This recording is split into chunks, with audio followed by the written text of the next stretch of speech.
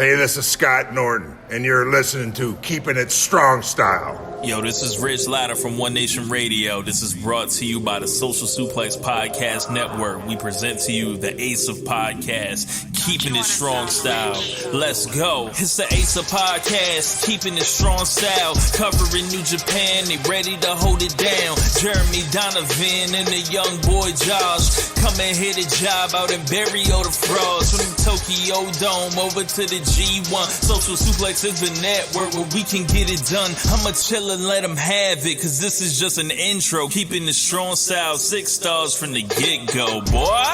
Yeah, from Tampa Bay to the Tokyo Dome, this is Keeping It Strong Style with your hosts, Jeremy Donovan and the young boy Joshua Smith. And thank you for listening. Welcome to Keeping It Strong Style, the ace of podcasts on the Social Suplex Podcast Network. The young boy Joshua Smith here, solo this week. On today's show, I'll be discussing the new Beginning in Sapporo Nights 1 and 2, previewing NJPW's 52nd anniversary event, and the announcement of the New Japan Cup, and covering all the latest news in the world of New Japan Pro Wrestling. Please support our show by subscribing and following the Social Suplex Podcast Network or Keeping It Strong Style on the podcast app of your choice and leaving a rating and review. You can also get all the network's podcasts over at socialsuplex.com. Be sure to check out our Pro Wrestling Tees store, prowrestlingtees.com/socialsuplex. That's where you can get your official Keeping It Strong Style t-shirt. If you enjoyed this podcast, please consider making a one-time or monthly donation by visiting socialsuplex.com/donate and clicking on the donate button under the Keeping It Strong Style logo.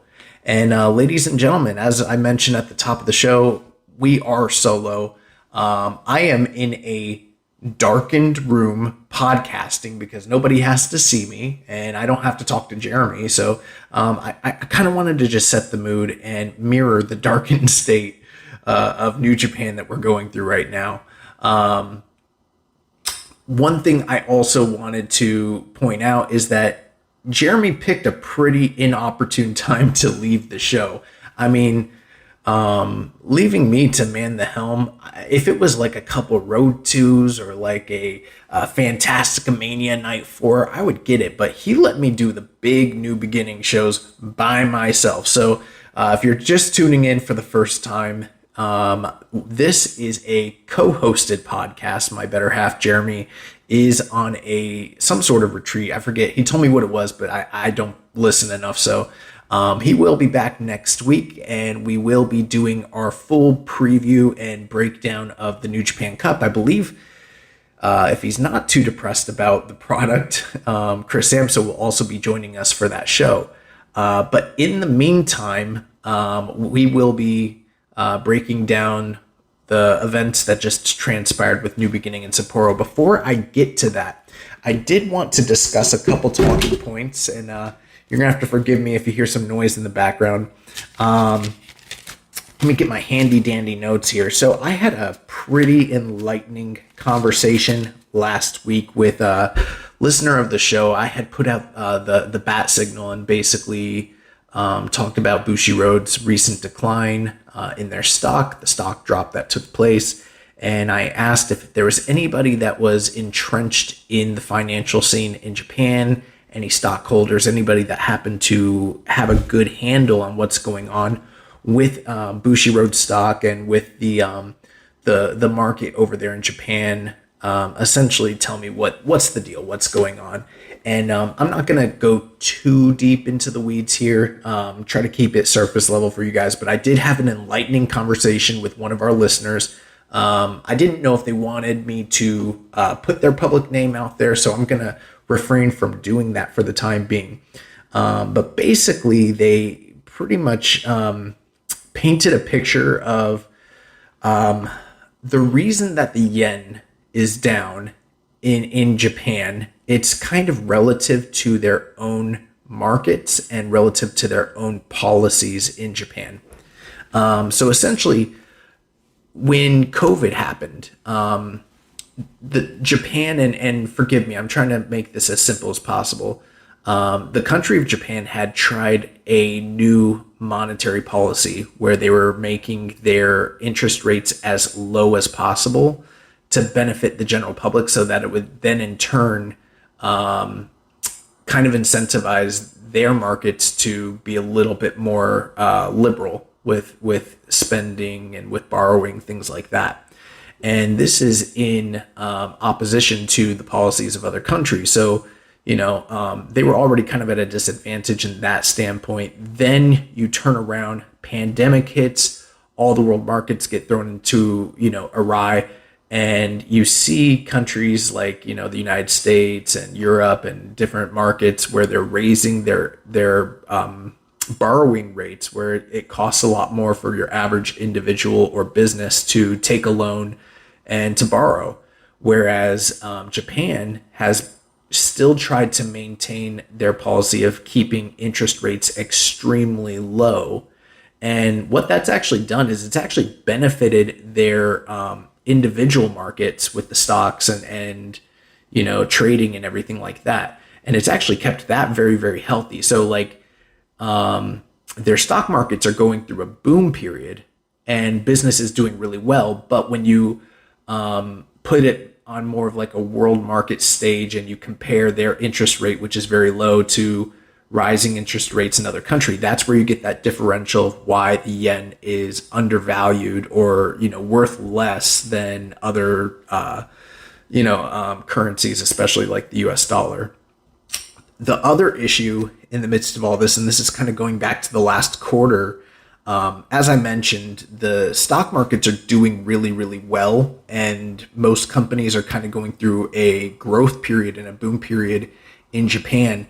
But Bushiroad has been down over the last quarter, and this isn't the first time that they've had a quarter where they've been at a loss. And not going to go too deep into all of their business, but as I mentioned last week, Bushiroad is a company that's comprised of a lot of different market, or like a bunch of different sectors. Like they have trading card games, they do video games, they have live entertainment, they have sports. They do a lot of different things other than just professional wrestling. And professional wrestling probably makes up, I don't know, about 15% of their market capitalization. So it is a large chunk of their business, but it's not the largest chunk. And I guess the last point I want to make on all this, because there is a lot more I could get into, and as time goes on, I mean, this show, we're never going to be mistaken as WrestleNomics or anything of that nature.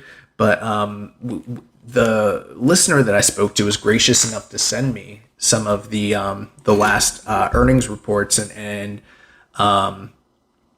infographics that were sent over by the company to stockholders at the end of last quarter. So I'll try and keep in contact and continue to track what's going on with Bushiroad. But essentially, the two big reasons why they were at a loss last quarter have to do with, number one, they've had a string of video games that were flops, namely not console games, but mobile games. They put a lot of money into their mobile games efforts, and they just had a bunch of flops. And that has cost them a ton of money. At this point in time, what they've pretty much told shareholders, or what I've gathered, is that they understand that this is not beneficial to them. They're actually going to stop doing the mobile games. They're going to move more towards console games and kind of just eat that loss and move away from that type of business. In terms of professional wrestling, when it comes to like Stardom and New Japan, this past quarter they did suffer losses. Both groups did, so they weren't profitable over the period. But what they were able to kind of tell shareholders essentially is that, that October to December period is a down period just business wise for New Japan, aka World Tag League is boring. And it's no surprise, we covered it and talked about how houses were down even relative for New Japan over that time frame. And So they pretty much told their shareholders that they're projecting to have a better business overall come Q1 because of,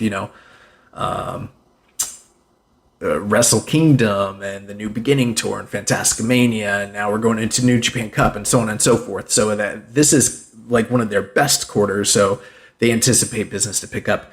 On the Stardom side of things, and I don't want to get too deep in the weeds with that because I'm not super knowledgeable on Stardom, but if you've been following what's taken place with Rossi's ousting of the company and all of the kind of issues with management and the booking committee and various different stars being injured and then stars leaving and all that stuff, they have continued to have issues, and a lot of it basically falls down to mismanagement. Bushiroad did sort of make Rossi, or at least my understanding is they essentially kind of painted the picture that Rossi, due to his mismanagement, that was the reason why profits were down for the last quarter. But truth be told, I don't know how they're going to right the ship in terms of Stardom's business. And again, I'm not the most knowledgeable. There's, listen definitely to One Nation Radio with Rich Ladd and James Boyd. They can give you a lot more comprehensive coverage of what's going on with the current situation with Stardom. But it's not, from a financial standpoint, the long and short of it is that it's not great what's going on with Bushiroad and their stock, especially in light of the fact that the overall market is doing well and they're taking losses. They are making steps to rectify this and fix things, but again, not everything that has to do with their stock is directly tied to their wrestling business. It's about, again, like I said, 15% of their overall market capitalization for the company, but that's pretty much what I've gathered, and there's probably a lot more I could say about that, a lot more details. Hopefully this is beneficial to some listeners that are interested and kind of want more information and details about that. So I'll try my best to keep up a little bit more with the ongoings of Bushiroad and New Japan.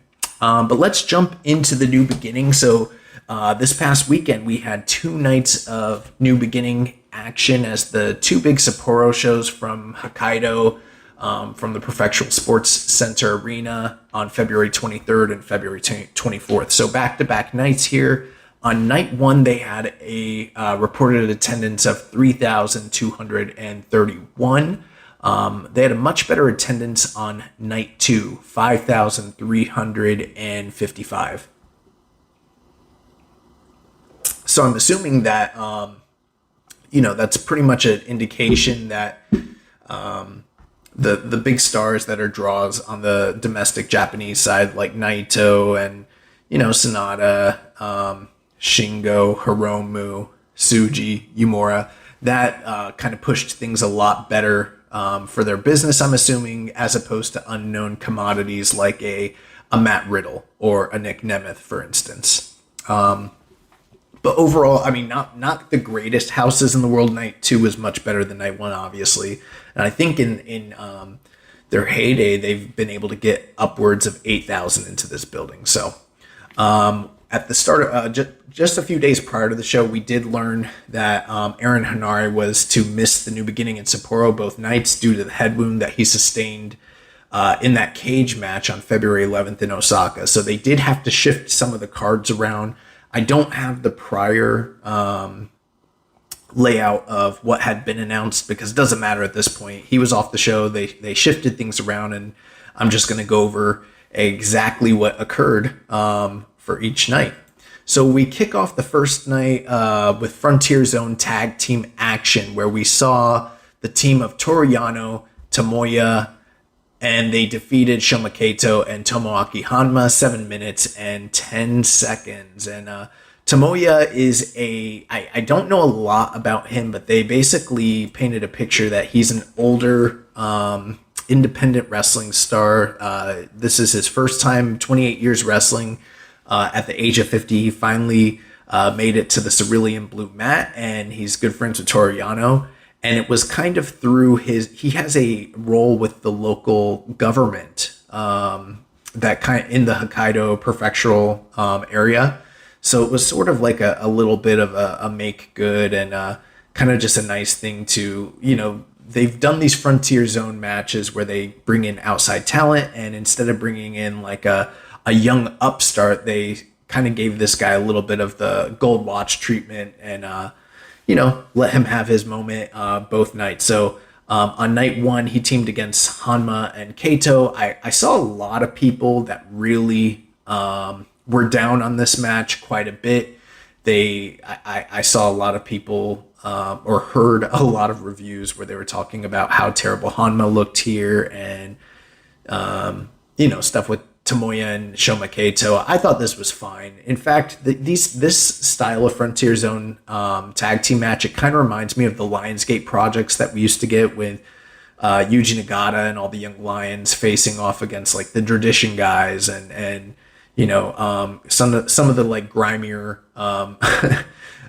independent stars that were just kind of out there. So seeing a guy like Shoma Kaito get an opportunity to work with a grizzled vet like Tomoya, I thought that was a good opportunity. This wasn't anything that blew me away, but Tomoya did pick up the win with a move called the La Arakita 2005, which was a really, really crazy, slick sort of, I believe it was either a submission or a pin. I can't recall off the top of my head, but it was it was like a roll through into like a really strange submission and very, very slick, but not the greatest match in the world. But this is just it's a pre-show Frontier Zone kickoff match, and I think it was a good learning experience for Shoma Kaito. So we get into the actual official show. Kicking off the night, the first match on the proper main show, we had singles action as Zack Sabre Jr. Defeated Yuji Nagata 7 minutes and 56 seconds with the cross arm breaker. And this was pretty good for opening action. Zack, we've kind of talked about this where he just recently came off that big victory over Bryan Danielson, and Yuji Nagata is a common opponent between the two of them in recent terms. Yuji Nagata had gone over to AEW and wrestled Bryan Danielson on one of those Saturday night events in preparation for the big Zack Sabre Jr. match. And in turn, now we've got Zack Sabre Jr. taking on Yuji Nagata, so kind of a common opponent. Nagata obviously has seen better days. He's very much past his prime, but even in his later stages of his career, someone that can still really go. They didn't have like a crazy back and forth style match. This was, like I said, it was just under 8 minutes, but for what it was, I thought it was very good. I mean, a lot of strikes, a lot of submissions, and some suplexes for effect as well. Nagata got some opportunity to shine and get his arm bar and roll his eyes into the back of his head down the stretch and make it a little bit closer than it had been. But ultimately, this was sort of a showcase for Zack Sabre Jr. He picks up the win here, and he's going on. I'm not sure what they're doing with Zack next, but it feels like them having him pick up this win over Yuji Nagata could hypothetically be something to just sort of keep the momentum going in terms of after he got that win over Danielson, he sort of needs a give-me opponent so that he can kind of carry that victory and that momentum into the next month's New Japan Cup. So, if someone had told me I would have thought this prior to watching this show, I would have been shocked. But even though I like Yuji Nagata and I'm a big fan of his and Zack Sabre Jr.'s, I did not anticipate them being on the opening of the show to be the best men's offering of the evening. But that's exactly what this was. I mean, again, it was an 8-minute match. I wouldn't probably rate this super highly. I think Cage Match has it sitting at 5.84. So just around, just around 3 stars, and that's probably what I would give it. But that's gonna, me saying that to start things off isn't necessarily the best foundation for a great show, which this absolutely was not. But if there was one men's match I'd say go out of your way and check out if you're interested, it'd be Zack Sabre and Yuji Nagata. The second match of the night, we had 6-man tag team action. We had the team of House of Torture, Ren Narita, Yujiro Takahashi, and Yoshinobu Kanemaru. They defeated the team of Oleg Boltin, Ryosuke Taguchi, and Togi Makabe, 7 minutes and 15 seconds. Ren Narita picked up the victory here with the double cross, which is his, sit out face buster, otherwise known as the X Factor. Really just your typical House of Torture match, a lot of shenanigans. The one cool thing in this, and keep in mind, guys, I've got 2 nights of coverage here, so there's a lot to remember with a lot of matches, so I may miss a few things here. But, we did get Oleg Boltin doing his big spot where he gets the person in a gut wrench and, shimmies them back and forth from side to side over and over again, which was pretty awesome. But, at the end of the match, essentially, we ended up with Togi Makabe in against Ren Narita. Ren Narita got the metal push-up bar, I guess, reinforced, and he tried to hit Togi Makabe with it, but Togi avoided it. He was able to kind of lay out Ren Narita. He went to the top rope and was going for the King Kong knee drop, but at that moment, Kanemaru sprayed alcohol in his eyes.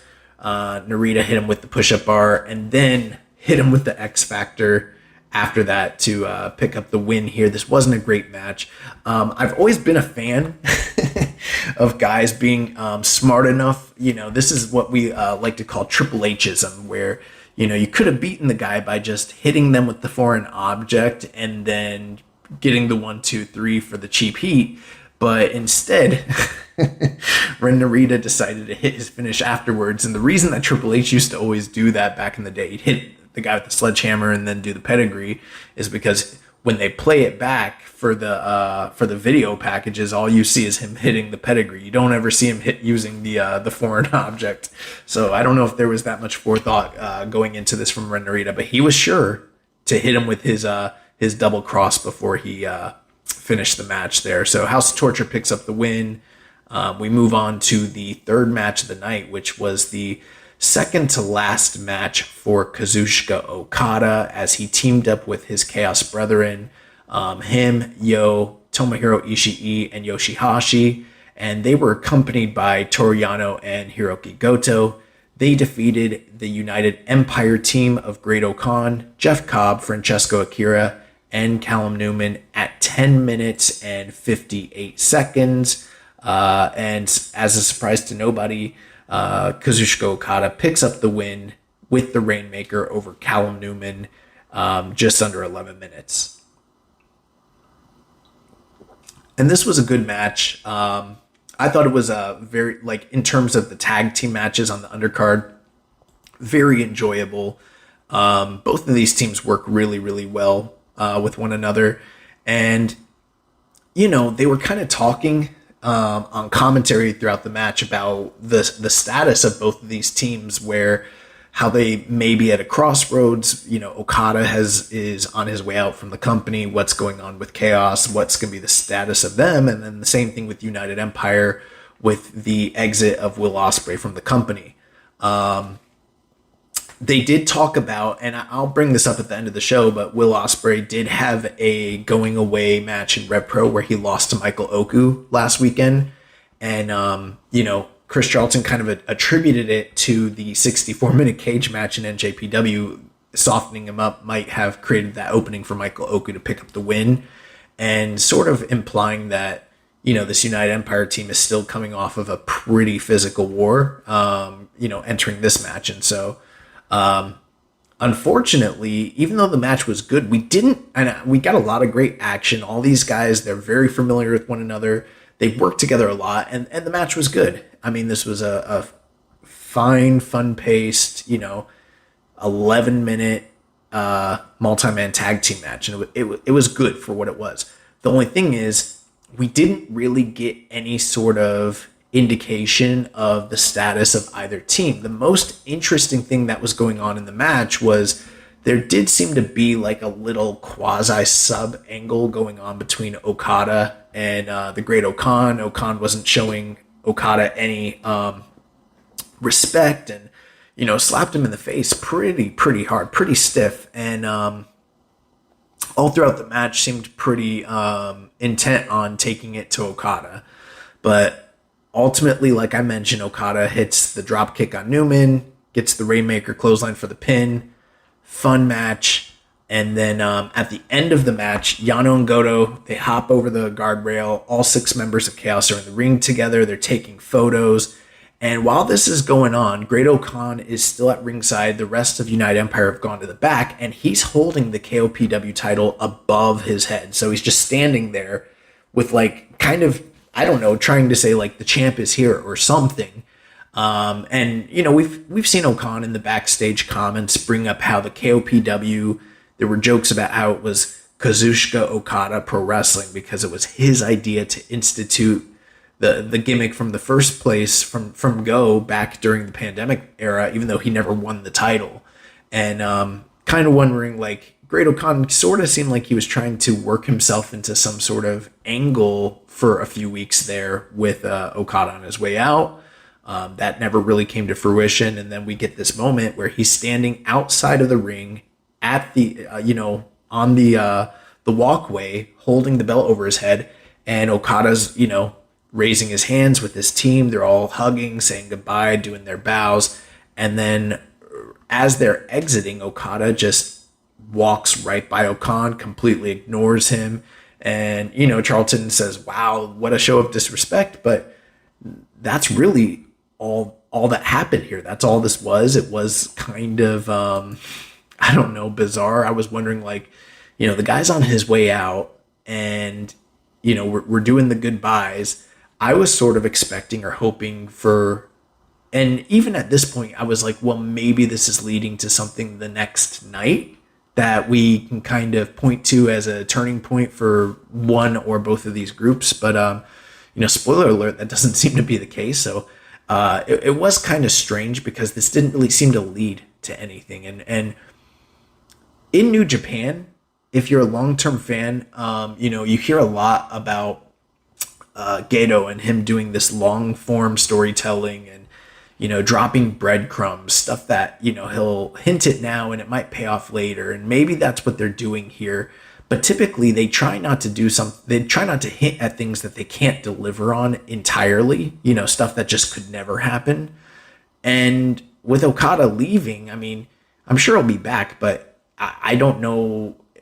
I don't know if I see the company like planning to, like let's say at Forbidden Door, do him and Okan or something like that. So this was just kind of weird. I don't know what the impetus was, if this was company directive or, Okan just doing his own thing. It was just really strange. But I guess that was an angle. We move on to the next match of the night, the 4th match of the main card.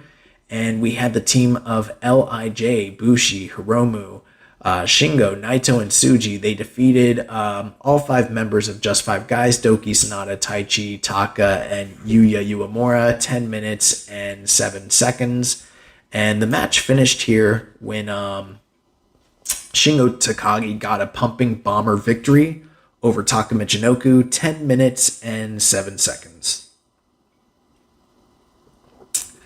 And a fine undercard tag match. I would probably rate it slightly below the previous 8-man tag team match, but this was good for what it was nonetheless. Continuing to build on and kind of preview the following night's major lineup of matches, as all 5 members of each team would be facing off against one another in singles matches. We had all 10 of these guys fighting at the bell. A lot of heat, just kind of going back and forth. Ultimately, at the end here, though, it kind of came down to Shingo and I believe Taka, and Shingo was able to hit the pumping bomber, picks up the near fall. At that point, Bushi hit a dive through the ropes to the floor. Shingo hit a second pumping bomber to Taka and picked up the win. While this was going on outside of the ring, Yuya Uemura and Yota Tsuji, who would be facing off the next evening in a hair versus hair match, they were kind of just, they were like the main thing in the match that kind of had juice to it throughout this match. Throughout the rest of the match, it kind of felt like the crowd was not that reactive to the rest of the combatants in the feud in general. So, we've heard some people kind of be a bit, kind of critical that they've gone back to this feud for a second month in a row. And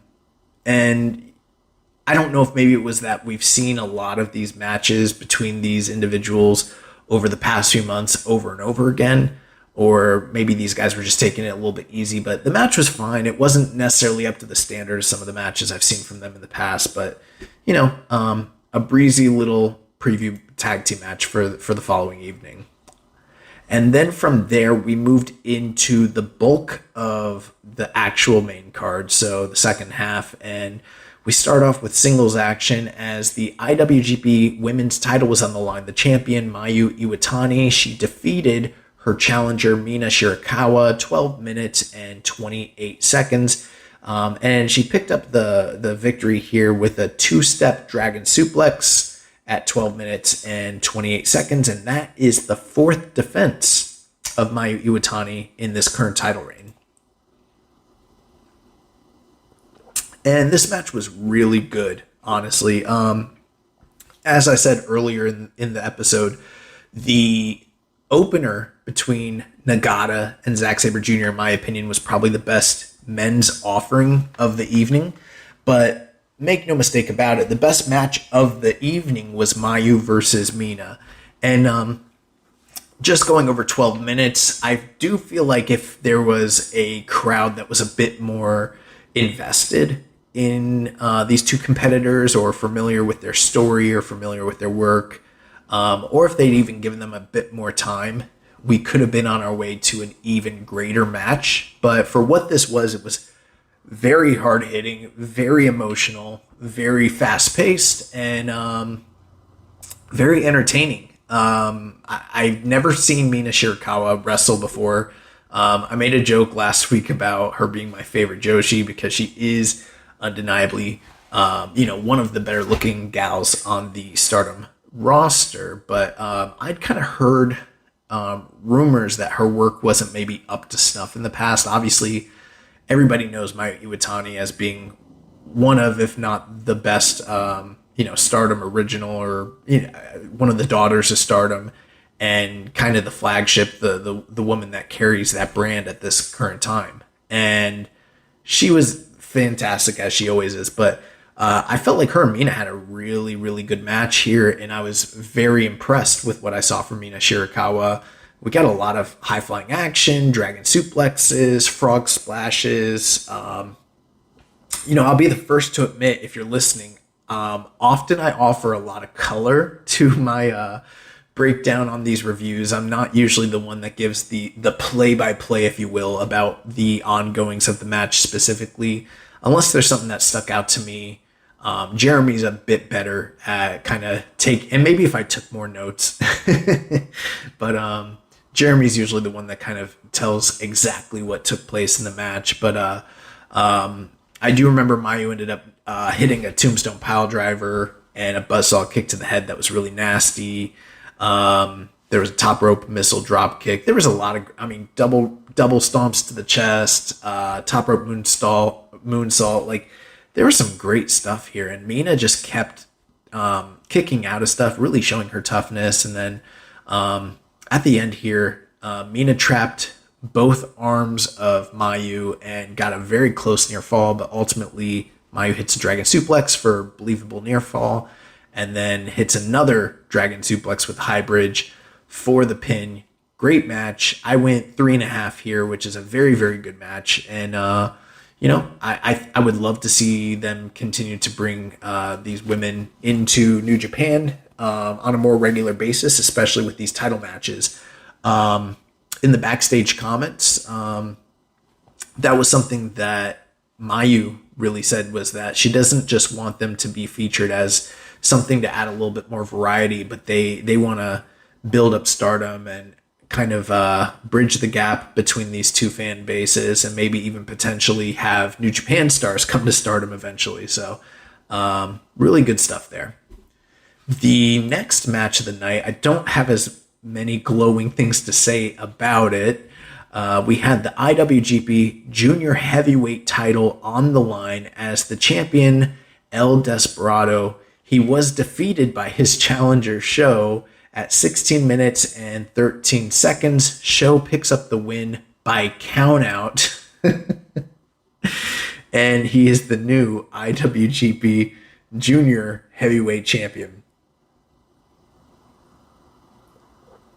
Now, I gotta say, I've been watching New Japan for quite a while, and I know that there's a lot of people that have a lot of crazy hot takes, and, I'm sure there's people listening that this was the start of their frustration with this show, and maybe they're tuning in expecting me to just light this company afire and go off and have all these hot takes and freak out.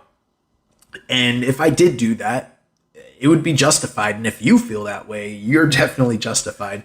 But the sad thing about it is I'm starting to feel a bit more like kind of just dismay and apathy, and like I said, I've been watching New Japan for a long time. And when I got done with this show, I felt like I had seen literally an all-time bad New Japan show. And, I've watched shows from the Dark Ages. I can't recall too many major New Japan pay-per-view level shows that I've watched in the past decade that were this mind-boggling, this weird, and kind of just depressing. So, we had the match here, and one of the stipulations had been that if Desperado defeated Show would have to leave the House of Torture and join Desperado in Strong Style. And that was like the first kind of weird stipulation thing, and they didn't play it up too much. They didn't announce that, and it wasn't on like the match graphics, but it was clearly part of the story, something that they had been building. And they have the match, and it's a Show House of Torture match. I mean, there's a lot of cheating and ref bumps and lights going out and interference and all that stuff. And this is getting really, really old. And I know we complain about it all the time.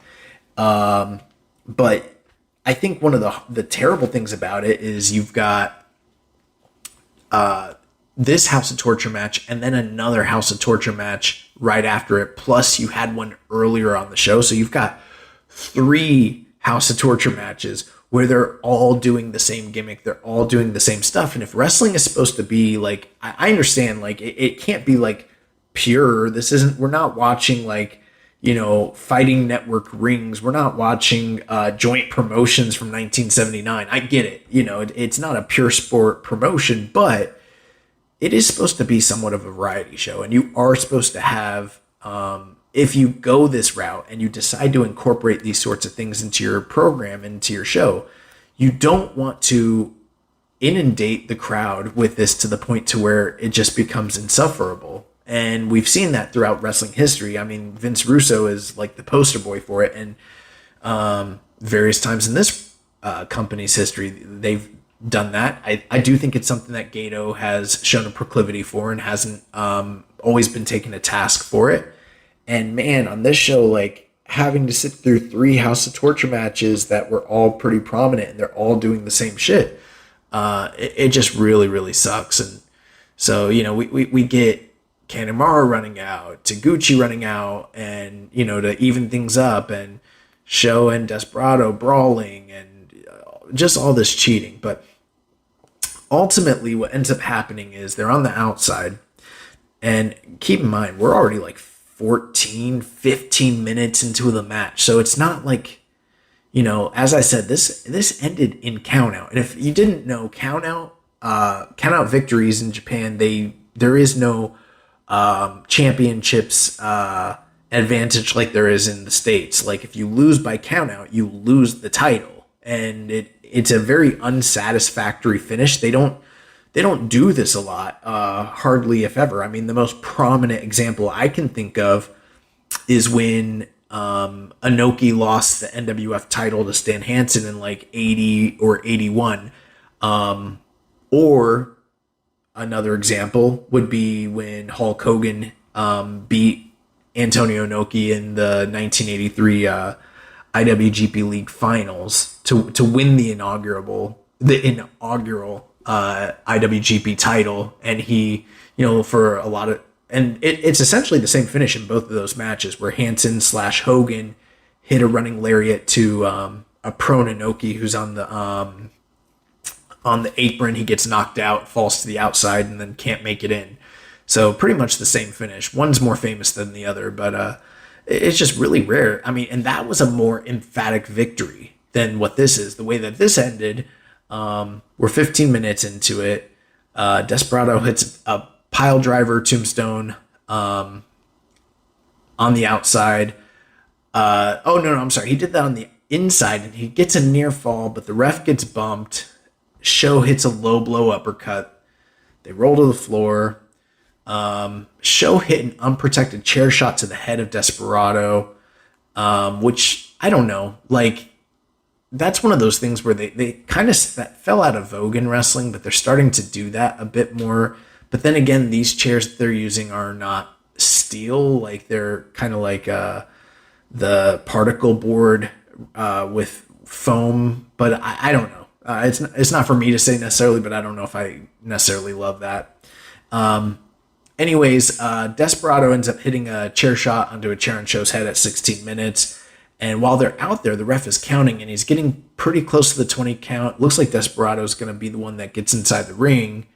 And they're both trying to get in, but while they're both crawling and trying to get in, and the referee is paying attention to Show, Ren Narita comes out of nowhere and applies a sleeper hold to Desperado outside of the view of the referee.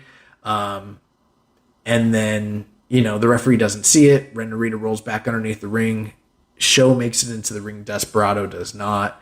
And we get the count out victory, and the title changes hands, and Show is the new champion. So, literally one of the absolute worst, like, just dog shit title switches that I've seen in years. And keep in mind, one of the big talking points with this match was that the winner was going to go on to the Anniversary show and face the winner of the next night's main event, where Sanada and Naito face off. And a lot of people had kind of anticipated that we were getting Desperado versus most likely Naito.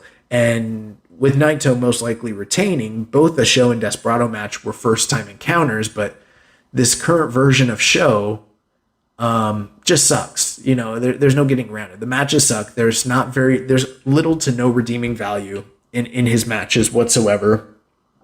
And with this booking decision, they've effectively moved the House of Torture back into the main event scene, albeit even if it's just for one night, we're gonna have to sit through another many of you won't. Like, I know people that are like just starting to tune out from this, and this is the kind of thing that does make people tune out from watching the product. And you have to wonder, like, you're looking back and you're like, damn, like, a couple months ago, Hiromu was the champion, and had he retained, right now we might be on our way to Hiromu versus Naito, the dream match that people have been wanting, that we got robbed of pre-pandemic. Now that didn't happen, and then it's like, okay, well, Despy versus Naito, maybe that's not my personal cup of tea, but I know a lot of people that'd be excited to see that match, and that's on paper just so much better than the idea of Show. And for this guy to have won his very first NJPW singles title in this manner, I understand it. It's heat. You're not supposed to like it, but there's also a point to where you're just like, ugh, this fucking sucks. And in the midst of all the other things that are going on in the company, negative, both kayfabe and shoot, I don't know. This was the first big booking decision of the night where I was like, what the fuck are we doing? Plus the match, it sucked. The finish didn't help anything. This was easily the lowest rated match of the night. When it came to singles matches, Cage Match has it sitting at a 3.19. So, that should tell you something. We move on to the next match. So we had the never open weight title on the line as the champion Evil was defending against the challenger Shota Umino. And at 15 minutes, 45 seconds, Evil retains the never open weight title with the Everything is Evil. And man, again, I just have to sit here and wonder, what the fuck are we doing? So Shota gets attacked from behind at the beginning of the match. They're brawling all over the floor, him and Evil. This isn't necessarily a great match. Again, without giving you a full play-by-play of everything that occurred here, it's another House of Torture special. Ref bumps, cheating, low blows, outside interference, distractions, every single thing that you can think of. All this stuff is happening here. At one point, Shota Umino ends up applying the STF to Evil, and Yujiro rings the bell, so Shota releases the hold. He thinks he's won the title because, I don't know, Stingism, a dumb baby face. Obviously, he's been wrestling for years and years now, and he doesn't know to not release the hold until the referee actually comes over and declares him the winner, but whatever. Yeah, I mean, you had Yujiro, you had Togo doing all their shit, ref bumps. At one point, Chris Charlton was just berating the referee for being grossly incompetent, but it's dude, they make the referees look fucking stupid at this point. And, one of the big talking points going into the match was the idea that, Okada's on his way out. Shota Umino has been declaring himself the new ace of the company, which is all well and good. But I kind of brought up the point last week where I was Umino going for the never title, third from the top on the first night of New Beginning doesn't exactly scream ace to me.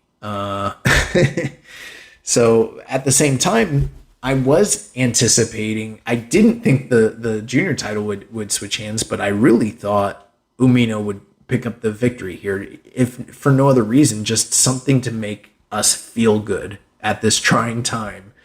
It's always funny it's always sunny in Philadelphia. They say can I offer you an egg in this trying time? Can I offer you Shota Umino in this trying time? It's I guess so. But anyways, yeah.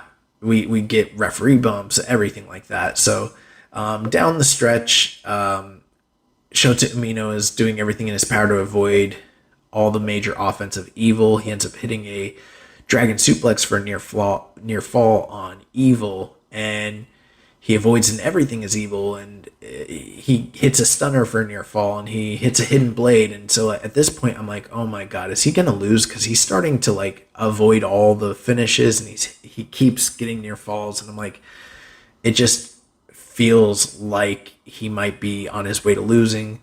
And then Evil hits a clothesline, and the darkness falls he gets the near fall, and then he immediately hits the Everything is Evil for the 1, 2, 3.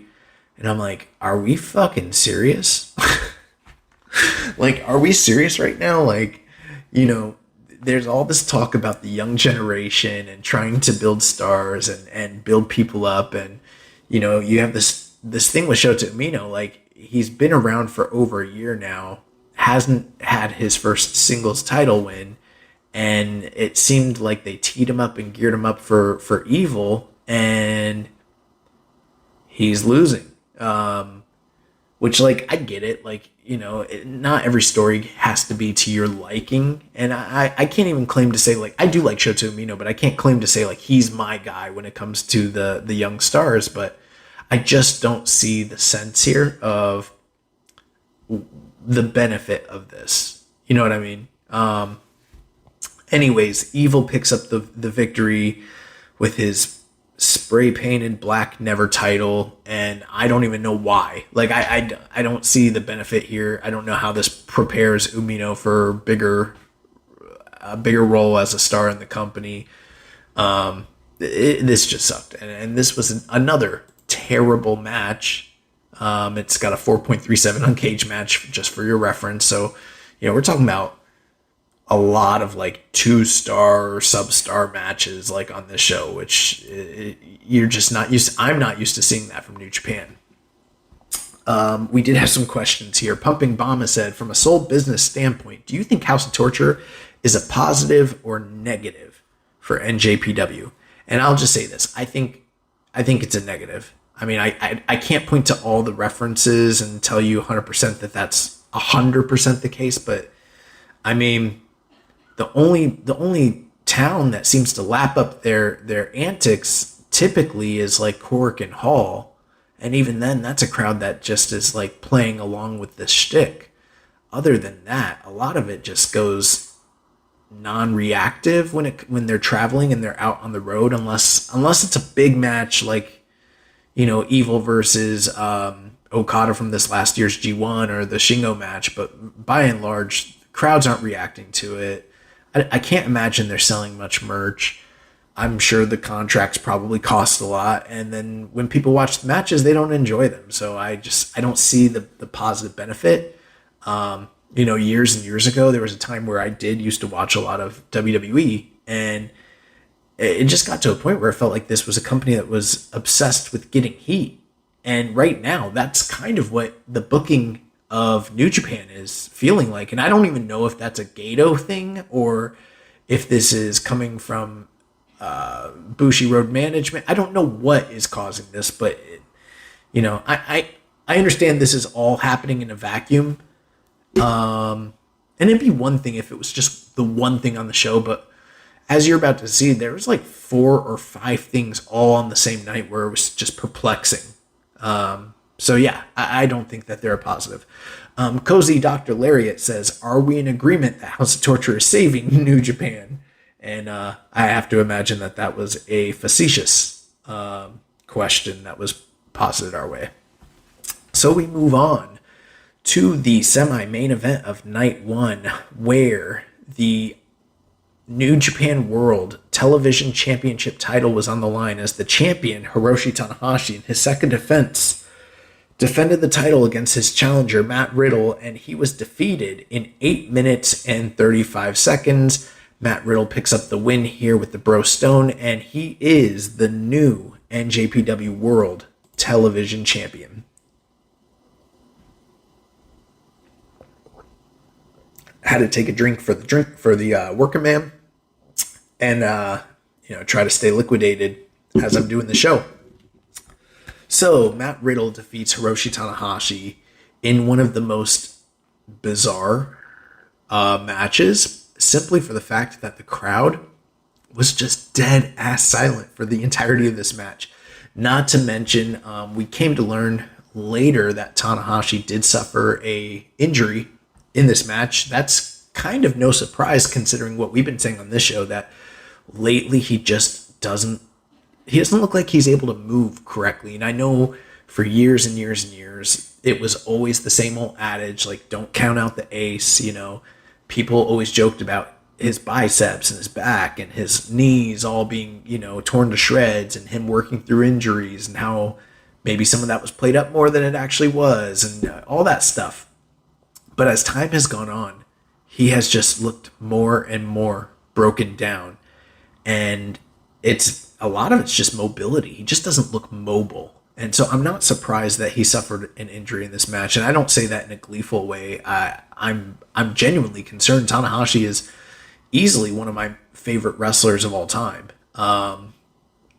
The match with Matt Riddle, obviously, I've come on the show and I've talked about how I don't think this is a good guy. I don't know if this was a good investment for the company. Obviously, I think he's a fantastic talent when it comes to just pure in-ring wrestling, but I always think the other shoe is going to drop eventually with this guy anyways. But the crowd in Japan, they did not seem to know who the fuck Matt Riddle was, because they were completely silent for him. They didn't react to his shtick. They didn't react to his, kind of weird, goofy, quasi dancing as he comes down to the ring. The whole, the Matt Riddle shtick. Like, they didn't care for that.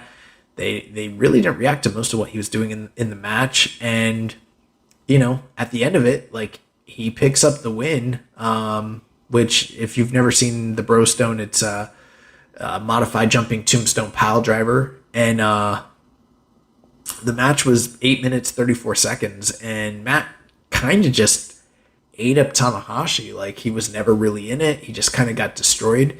But if their goal was to, like, make a star here and have him win emphatically in a dominant manner that got over it, I don't think they succeeded here, because this now, maybe it'll pay off later. Maybe English-speaking crowds will react in a different manner. Who's to say? I don't know. Me personally, I don't see this as being a net positive overall, just because I don't see Matt Riddle as being a major star, aside from the fact that he came from WWE. That's like his major claim to glory.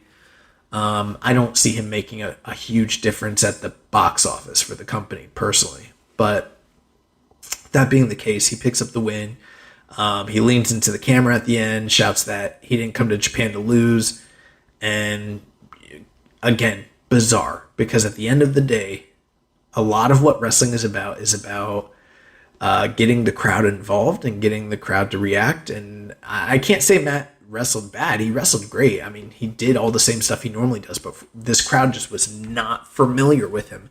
And probably a lot of that comes down to the fact that his only other appearance for the company was on a US show that very few people watched. And other than that, he showed up in a video package one time. They didn't play those ever again. I don't think very many people in the crowd knew who the fuck he was. And then when he beat Tanahashi, like, it was like a stunned silence, because I don't think they really expected it at all. I was stunned, because even though I thought, yeah, it's possible they do this, they switch it. Like, I don't know, man. I don't know. We move on to the main event of night one, as the IWGP Global Heavyweight title was on the line, and the champion David Finlay, he defended the title against Nic Nemeth, the challenger, and he was defeated by Nic Nemeth at 23 minutes 7 seconds. Nic Nemeth hit his new finisher, the Danger Zone, and was crowned the second ever IWGP Global Heavyweight Champion. And for the men's major matches overall, this was probably the best one on the evening. I've heard a lot of reports from, and just different opinions. There's a lot of folks that really enjoyed this match.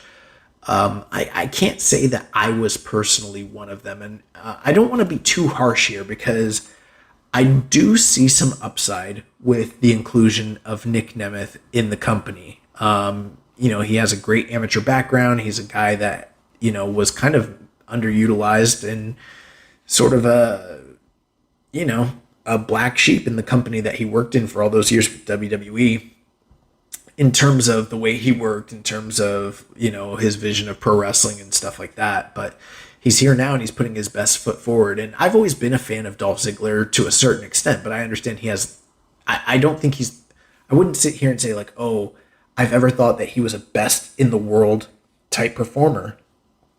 I've always thought of him as a guy, in my personal opinion, that is excellent in certain aspects of wrestling, and then has other weird idiosyncrasies that I'm not as big a fan of. And then there's obviously the fact that he's worked in the house style of WWE all those years. So there's always been questions as well, to be like, what would he look like in a different environment? And that was something that we were hoping to kind of answer here. I don't think him and David Finlay had a bad match by any means. It's got a 6.79 on Cage Match. You're probably looking at like 3 1/4 basically with that sort of score, and that's probably, I guess, what I would give it. And if you're listening, you're probably thinking like, well, you said that Zack Sabre Jr. and Yuji Nagata was like a 3-star match and was better. Well, to me, a sub 8-minute 3-star match is always going to be better than the 23-minute 3 1/4 star match. That's just my personal opinion and take on things. And what I didn't necessarily like about this match, and this is just, again, how I feel, I felt like I was seeing Nic Nemeth do a very WWE style match in a New Japan ring. He admittedly did get somewhat better reactions than Matt Riddle overall from the crowd. In the beginning, they also seemed to not know him, but there were certain things that he was doing athletically throughout the match, and maybe it's a case of the fact that they were given a bit more time to work, and the fact that he was working as a face against, David Finlay, who's somewhat despised being the Bullet Club heel leader, that he was able to get over. People really liked some of his Stinger splashes, and he's doing a new spot where he hits the same elbow drop over and over and over again. And we've seen, where foreigners do stuff like that, like with Juice Robinson hitting the juice, and the crowd likes to react to stuff like that. And it kind of helps get some of the foreign talent over. But ultimately, this match was good. I don't know if I'd ever rewatch it. I didn't think it was great. I didn't think it was like a star-making performance. And again, the end of the match, like at the very, very end here, we end up in a situation where Finlay hits a headbutt, Nic Nemeth rebounds, hits a super kick, and then hits what was formerly known as the zigzag for the win. The crowd's not aware that this is his finish, and he's the new champion. So even though they were reacting pretty well for him throughout the second half of the match, they didn't know how to react to this because they were, again, shocked that he picks up the victory here. And I was, again, last week when we gave our predictions, we were just wrong about so much with this show. We got all 4 of the top matches basically completely wrong. And this was sort of like an unprecedented move where they gave 2 first-time Gaijin performers titles in their first matches back-to-back at the top of the card over long-time, well-established, in-house talent.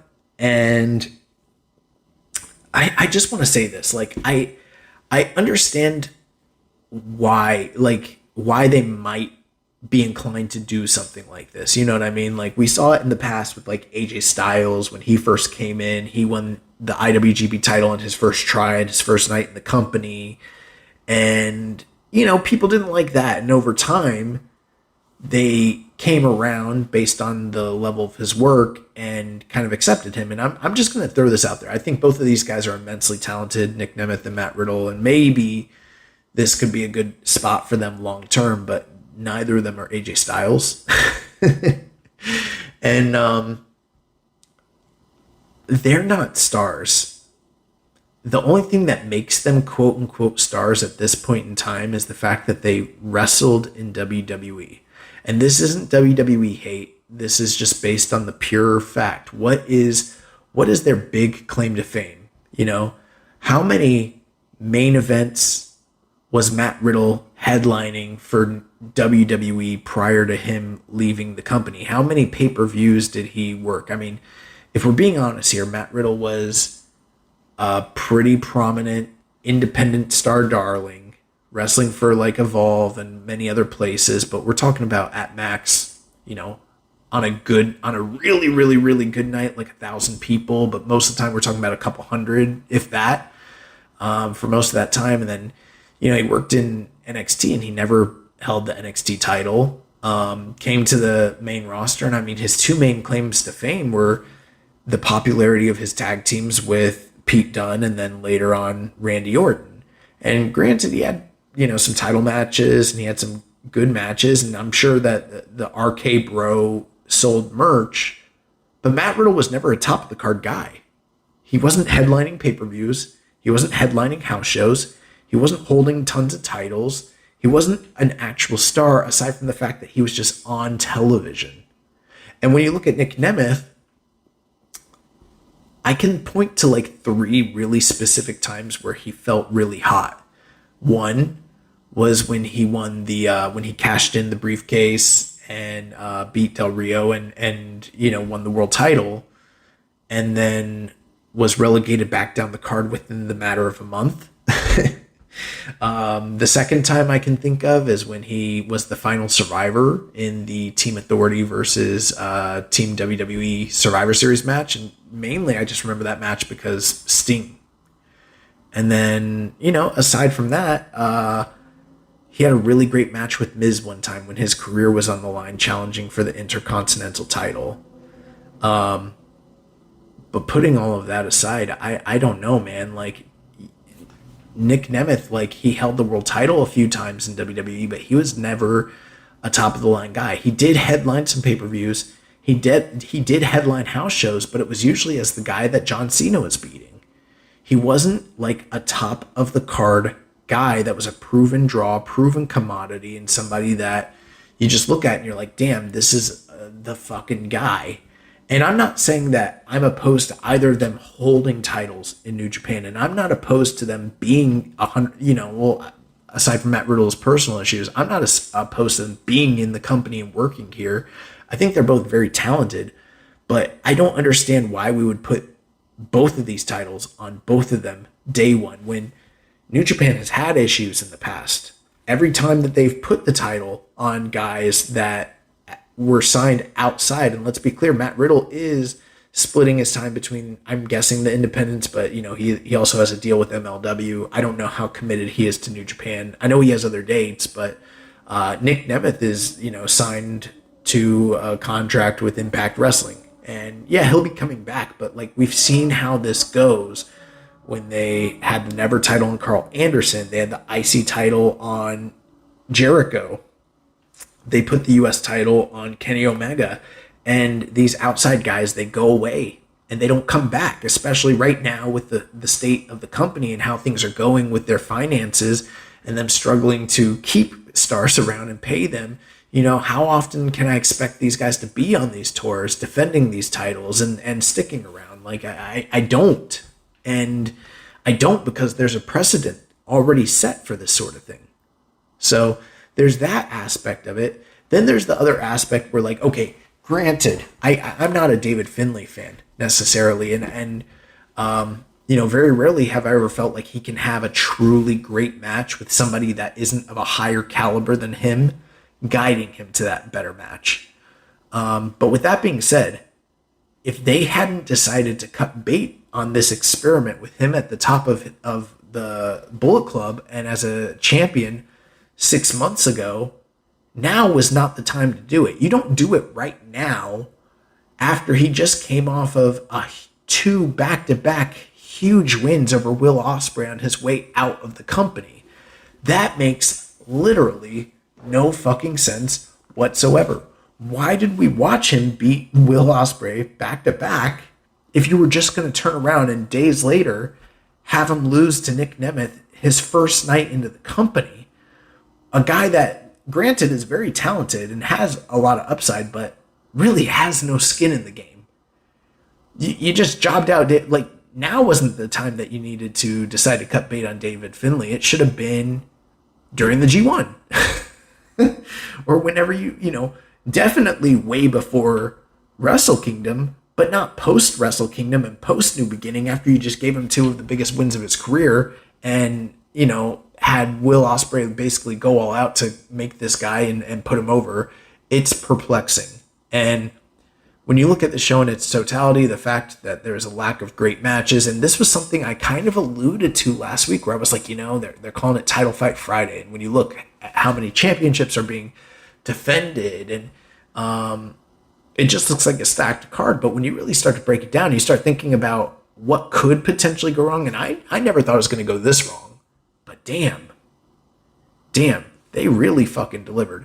Anyways, and when I say delivered, I mean delivered on the bullshit.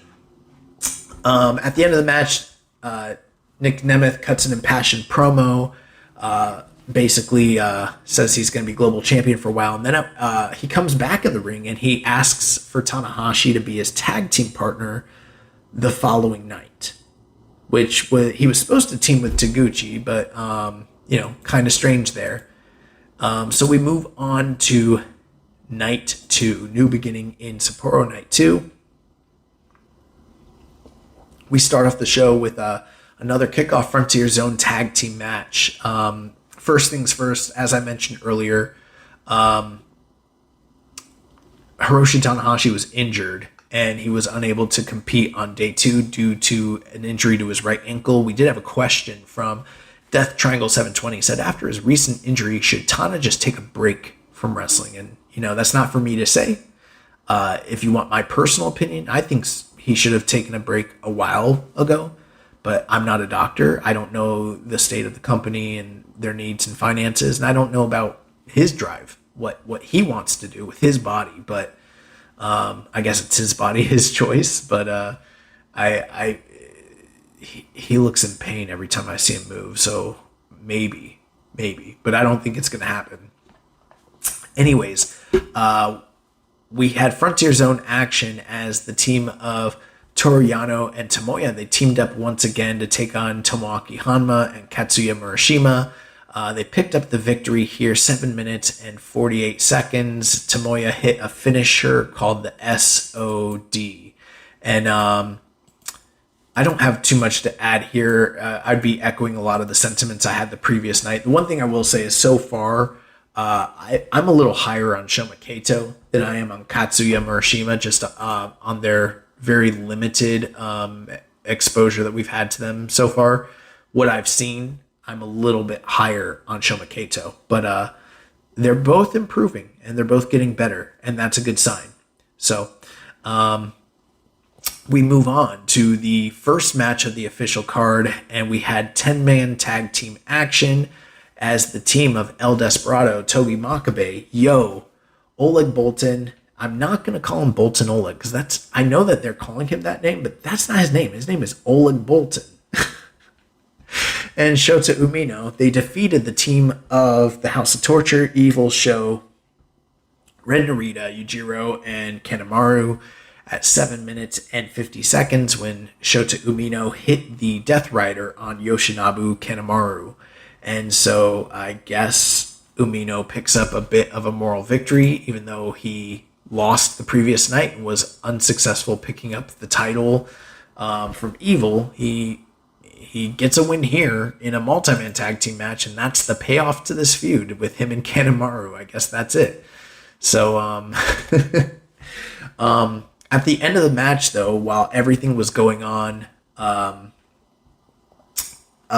Yo had snuck off with the junior title, and Tonsho, who is just, livid about this whole thing, and Sho chases Yo to the back, which this was kind of ironic because Sho had stolen the IWGP junior title in the lead up to his title challenge against Desperado. So former partner Yo takes the title. It appears that Yo is very likely the next challenger for Sho's title. So we're getting Sho versus Yo part 16. We've seen this match a million times before. I see people online talking about how this has so much potential. We've seen it before many, many times. It's never delivered. So not excited about that one. And then after this took place, the lights went out. We got a video package on the screen directed at Shota Umino, who was in the ring basking in the glory of his victory. And it's a clip of the scapegoat Jack Perry beating up Shota at the Battle in the Valley event earlier this year. Shota walked over to the English commentary and said, "Jungle Boy?" ? Chris responded, "I don't think they call him that anymore." And Umino said, "I don't care. I will beat his ass." So looks like we're on our way to Jack Perry versus Shota Umino. The next match of the evening, we moved on to, again, 10-man tag team action. And we had the team of Chaos, Yano, Yoshihashi, Goto, Tomohiro Ishii, and the Rainmaker, Kazuchika Okada, as they defeated the team of the United Empire, Jeff Cobb, Great-O-Khan, Francesco Akira, Callum Newman, along with guest Matt Riddle. Okada picks up the victory via Rainmaker, 11 minutes and 34 seconds over Callum Newman. And actually, before I get to that, I did have a question here that I overlooked. MJ does PR. He said, thoughts on the Scapegoat character and how it's developing, and do you expect to see him in Japan before Windy City Riot? And I assume that MJ asked this prior to the news that dropped a few days ago, because it looks like we are going to be seeing the Scapegoat Jack Perry in action in the New Japan Cup, and we'll talk about that a little bit later. So he will be in Japan prior to his date at the Windy City Riot in Chicago. I don't have too many thoughts on the Scapegoat character. Again, we haven't seen too much of him. We saw him the one time, and I thought it was a fine enough introduction of a character, but since he's been MIA since then, I don't know what to think other than the fact that it was a bearded Jungle Boy. And it was kind of a hot topic at that time. And now there's been very little follow-up. We got this video package, but, there are technological challenges when it comes to New Japan and showcasing video packages. So it wasn't the greatest quality. I'm sure they probably put that out on their social media, and maybe we could watch it in a bit better presentation. But, I don't know. For me, I also wonder if maybe part of the reason that we didn't see Umino win the Never title is because he's moving into this feud with Jack Perry. And then it gets me wondering, well, he's an AEW guy. Maybe he has to win. And maybe we don't want the Never title going to Jack Perry, which is this is all the darkest timeline. So, yeah. Anyways, back to the third match of the night. So, again, Okada picks up the victory over over Callum Newman, just like he did the night prior. Another fun, fast-paced, tag team match. I don't have too much more to add here, other than the fact that we really just didn't get any kind of forward story progression in terms of what's going to happen with these two factions. Instead, we just kind of got the chalk presentation of Okada's final two nights in the company. We already talked at depth about that last week, about the perplexing nature of these two matches that they decided to book in the first place. But, it was Okada riding off into the sunset. He picks up the victory after a very good tag team match, and it was fun. And it was the exact outcome you'd expect. And, the winner was never in doubt. Tanahashi's at ringside wearing a suit. Obviously, he's the president of the company. He's on commentary. And he was supposed to be in this match, but was unable again because of the injury.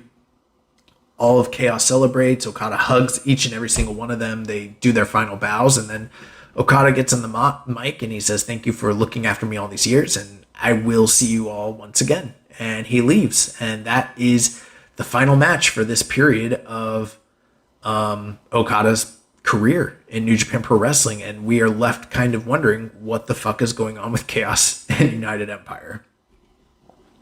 So we jump into the next match of the evening, where we had GOD versus GOD, the original GOD members, Tangaloa and Tamatonga, teaming up to take on the new GOD, El Phantasmo and Hikuleo.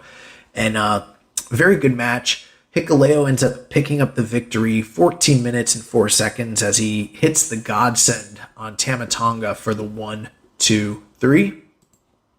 And the beginning of this match was funny because we got GOD entrance music, and then suddenly Jado walks out with a referee shirt on, and it turns out he's the special guest referee. And they'd been alluding to something like this on commentary, where they'd been asking whose side is he going to be on when the night comes, and then it turns out he's the special guest referee. And This again also was Tama Tonga's final New Japan match in his contract as well. He's no longer with the company.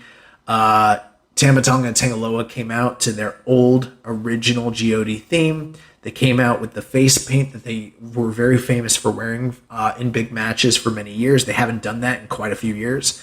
And the match started off as, somewhat kind of like a comedy and, basic wrestling and kind of friendly. And then at a certain point, Jado just stopped kind of putting up with the shenanigans of these guys trying to have a friendly, match. And he just stops everybody. He starts pushing them all around. And I don't know if he asked for them to have a clean fight or a real fight, but whatever it was that he said to them, all these guys began to start brawling with one another. And then from that point on, it became a real match. It wasn't necessarily the greatest tag team match in the world, but it was kind of just what it needed to be. In the second third of the match, it felt like ELP and Hikuleo were kind of controlling things and hitting a lot of their big signature stuff and kind of focusing on Tama Tonga. And it looked like maybe, the old GOD wasn't even going to get into the match. Then at a certain point, Phantasmo went up to the top for a frog splash. And while he was coming down, they had incredible camera work because Tama was off camera and he runs up and hits a gun stun on Phantasmo as he comes down. Incredible spot. From that point, we started getting a lot of big spots. Hikuleo ends up getting isolated in the ring by the old GOD, and they start hitting him with all of their big moves, Magic Killer and Gun Stun and all this different stuff, and Hikuleo's kicking out of everything, and then eventually it comes down to just Tama and Hikuleo, and Hikuleo's trying to hit the Gun Stun over and over again, and Hikuleo keeps countering it, not going into it, and then at one point he props up Tama Tonga on his shoulders, throws him in the air, and hits his own version of the Gun Stun.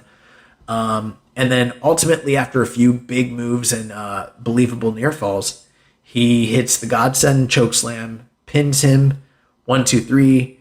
Tama kisses his hands, places it on the NJPW logo in the center. The rest of the group applauds him, and they get the grand goodbye. So Tama Tonga doing business, putting his younger brother over in his final match with the company, and a very good match. I would have probably gone probably 3.5, probably 3.5. Pretty good stuff here, and good feel-good moment. I think the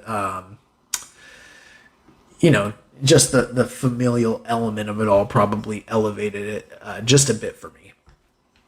The next match of the night, we had the team of Nic Nemeth and Ryusuke Taguchi. They teamed together to take on the Bull Club War Dog team of David Finlay and Geto. And in this match, Nic Nemeth ended up picking up the win with his finisher, the Danger Zone, 7 minutes, 34 seconds, with a pinfall victory over Geto. I did have a question here. Again, MJ Does PR says, are we heading towards a trilogy between Nemeth and Finlay? Is there more tank for this feud? And again, I'm guessing he probably asked this question a little bit earlier, maybe before this. I'm not sure, but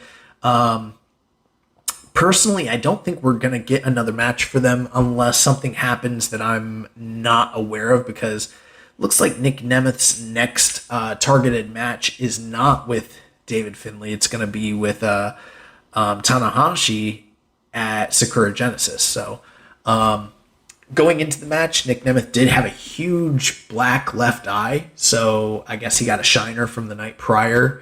I didn't notice it the night prior. Charlton said he came into the match with it and it got worse, but it was pretty bad. So there was definitely some physicality to the match the prior night, but nothing crazy here. I mean, this was a Taguchi tag team match with Nic Nemeth, so it was fine. Nic Nemeth did hit that series of elbow drops on Geto that I talked about from the previous evening, and he hit them in quicker and longer succession. So it seems as though he's kind of picking that up as he realized that was getting over with the crowd, so he's doing a bit more of that. But at the end of the match, Nemeth hits a super kick on Finlay. Taguchi hits a flying, hip attack on Finlay. And then Nic Nemeth hit the inverted DDT jumping zigzag on Gedo, picks up the win. And after the match, Nic Nemeth got on the mic. He looks at Tanahashi, says he wants to defend the global title against him. Tanahashi stands up, shouts, "I agree with you." And so, I guess there's no better way to get a shot at the number 2 title in the company than by getting jobbed out clean in 8 minutes for the TV title the night prior. I know people fail up in this company all the time, but I don't know about that one. The rest of the card were a series of singles matches between the members of Just Five Guys and LIJ, who have been feuding with one another for several months now. So the first match of the night was Bushi versus Taka Michinoku. And, kind of discussing the series just very briefly, last week, I was kind of struggling to even figure out what members of Just Five Guys were going to pick up victories over LIJ. And even though I knew at the time while we were doing the preview show that it was very likely that neither team was getting a clean sweep here, I just had trouble figuring out which.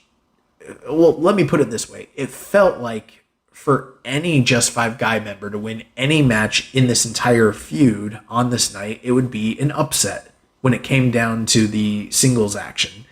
And so the chalk pick typically would have been all the members of LIJ, but that just didn't seem feasible. So the hard part last week was deciding which guys from LIJ are going to get upset versus which guys are going to go over.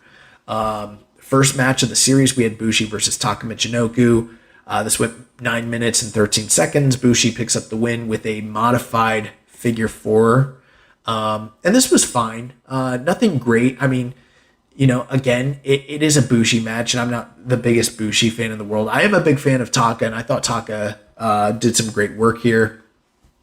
But yeah, at the end of the match, Bushi hits a Michinoku driver on Taka Michinoku for a near fall, hits a second rope missile drop kick on his knee, and then applies the modified figure 4 leg lock. And apparently in the post-match comments, Taka mentioned how this particular modified figure 4 is one that he popularized. So Bushi sort of adding injury to insults from what I gathered. So at this point, LIJ goes up 1-0 in the 5-match series. Second match of the night, we had Doki versus Hiromu Takahashi. And in a surprise turn of events, Doki pulls off the first big, huge upset of the evening, where he defeats Hiromu Takahashi in singles action for the first time in his career, 14 minutes, 45 seconds, with the suplex de la Luna. And this match was just freaking awesome. I really, really, really liked this match. In fact, this match and the match following it, I thought were the two best matches of the weekend for New Japan entirely. This wasn't my match of the show, but it was pretty close. And if you told me it was yours, I probably wouldn't argue with you because they were pretty close in quality. But Doki had recently pinned Hiromu in a multi-man tag team match. And then they faced off against one another once again in the gauntlet match at Corkin Hall a few weeks prior. They went to a 10-minute draw. And all-time, Hiromu was 4-0 in singles matches against Doki. And this match, they just went crazy. Like, from the very, very get-go, Doki dives through the ropes onto Hiromu to start the match. And these guys were all over the place. Brawling on the outside, tons of dives, lots of great action on the inside. And, Doki was clearly the underdog here. The crowd was very much in support of him in Sapporo, which is kind of like, crowds do like to see underdogs pick up victories, but Hiromu is so popular. This was still, by those standards, a bit surprising, but Doki was getting a lot of cheers. Hiromu was able to hit a lot of his big offense, like his Death Valley driver into the corner pad and his clothesline and dynamite plunger at one point. Doki kept countering with the Doki Choki and just various different other big moves. And a lot of close near falls by both guys with a lot of like Yave style roll-ups and counters, things like that. But at the end of the match, Doki hits a leaping DDT for near fall, and then he hits a swinging back suplex, and at 14 minutes and 30 seconds, and then he hits the suplex de la Luna, which he'd been trying to hit all night and kept missing it, and finally he hits it, and he gets the clean victory. And Charlton was apoplectic and just screaming into the mic that Doki's finally done it. And this felt like a big shift, a huge win. And I know, like, Hiromu's not the champion right now, so, it's non-title. And I know that, like, when they could always end up against opposites of one another in Super Juniors, and Hiromu will pick that victory back up. But Doki's never beaten the guy clean. Him getting a victory of this magnitude over a major star in the company has never happened. And it just felt like a really positive thing, especially in the midst of so many negative things happening in the company. This was a shining beacon. We don't do this for the Acclaim, but I just want to say I was one of the first voices when Doki came on the scene that was pretty much saying, like, hey, there's something to this guy. In his first Super Juniors, when everyone was calling him Dookie and making all the jokes about how terrible and botchy he was, I was on this show telling Jeremy, like, there's something about him. I like this guy, and I think that people are missing it. And I feel vindicated with how he's grown and everything like that. And him and Hiromu always have great matches against one another. So this was fantastic. I would probably go like 4 stars on this one. Then the next match of the evening, talking about 2 guys that have great matches against one another. We had Shingo Takagi and Taichi going one-on-one. And the stipulation going into this match was that whoever lost would have to delete their YouTube channel. So I guess both these guys are YouTubers. They got channels. Shingo and Taichi, they've wrestled one another many times in the past. And just classic matches each and every single time. And at the end of the match here, surprisingly, Taichi picks up the victory with the dangerous backdrop, 17 minutes and 28 seconds. Now, he has defeated Shingo before, but very rarely. So this, again, another huge upset. And if there were any 2 upsets that I would have wanted, like if I had been the one who was given the book and you just told me, like, these are, you get 2 upsets in this best of 5 series, what are you going to do? This is what I would have done. I would have had Doki and Taichi go over. They were guys that I was counting out, but I was also supporting because I'm fans of theirs. And I thought that they had a slightly better match than the match prior. Which is no surprise. Again, like I said, they've had many great matches to against one another. Whereas the Doki and Hiromu match, there's some great strikes in that, but it's mainly death-defying, insane, high-flying, crazy action. Taichi and Shingo is your traditional, never style, hard-hitting, strong style fight of the year type of match, and they definitely delivered here. But that's not to say that this is all that this was, because I mean, at one point Shingo hit a Hurricane Rana in this match, but we're talking huge suplexes, DDTs, headbutts, all the stops. These guys they've gone to war many times in the past. So, and it also kind of felt like and they brought this up on commentary with, guys like Ospreay, Okada, and Tama leaving. There's holes in the roster, and you can kind of see Taichi and Shingo potentially being 2 of those guys to step up and fill that void. And they definitely were wrestling like guys that were hungry for the spot. But then again, they've been doing that for years on end. Nothing's changed, so it's hard to say. But down the stretch here, lots of hard form strikes. Taichi hits an enziguri. Shingo hits a pumping bomber. And then Taichi hits the axe bomber, and they both go down at 14 minutes and 30 seconds. There's a lot of double downs in this match. The crowd was eating it up. And then Taichi makes it to his feet, hits another enziguri, hits a drop kick, and a dangerous back suplex for the 1-2-3. A lot of people, I don't think they expected that to be the finish. I know I didn't. But but this was very, very hard hitting, very, very intense, and just an incredible match. I'd probably go like 4+.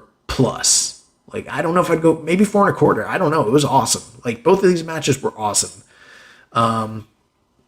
So yeah, that, and then in the backstage comments, it appears that I don't know, Taichi basically like backed out. Now Taichi won the match, but he started getting second cold feet about the stipulation, and kind of felt like, there's a lot of people that are subscribing to both of our channels. It's not really fair to them. I'm not going to make him delete the channel. But Shingo was adamant he was going to delete the channel, and then Taichi was telling him he shouldn't do it, and basically inviting him to come onto his channel, and that should be his punishment. So I don't know. I don't know if he's really going to delete his channel. It looks like we all got worked. So if you had stakes in that, unfortunately, it doesn't look like you're getting the payoff that maybe you wanted, I guess. So we move on to the semi-main event of the evening, where we had Yota Tsuji taking on Yuya Uemura in a hair versus hair match.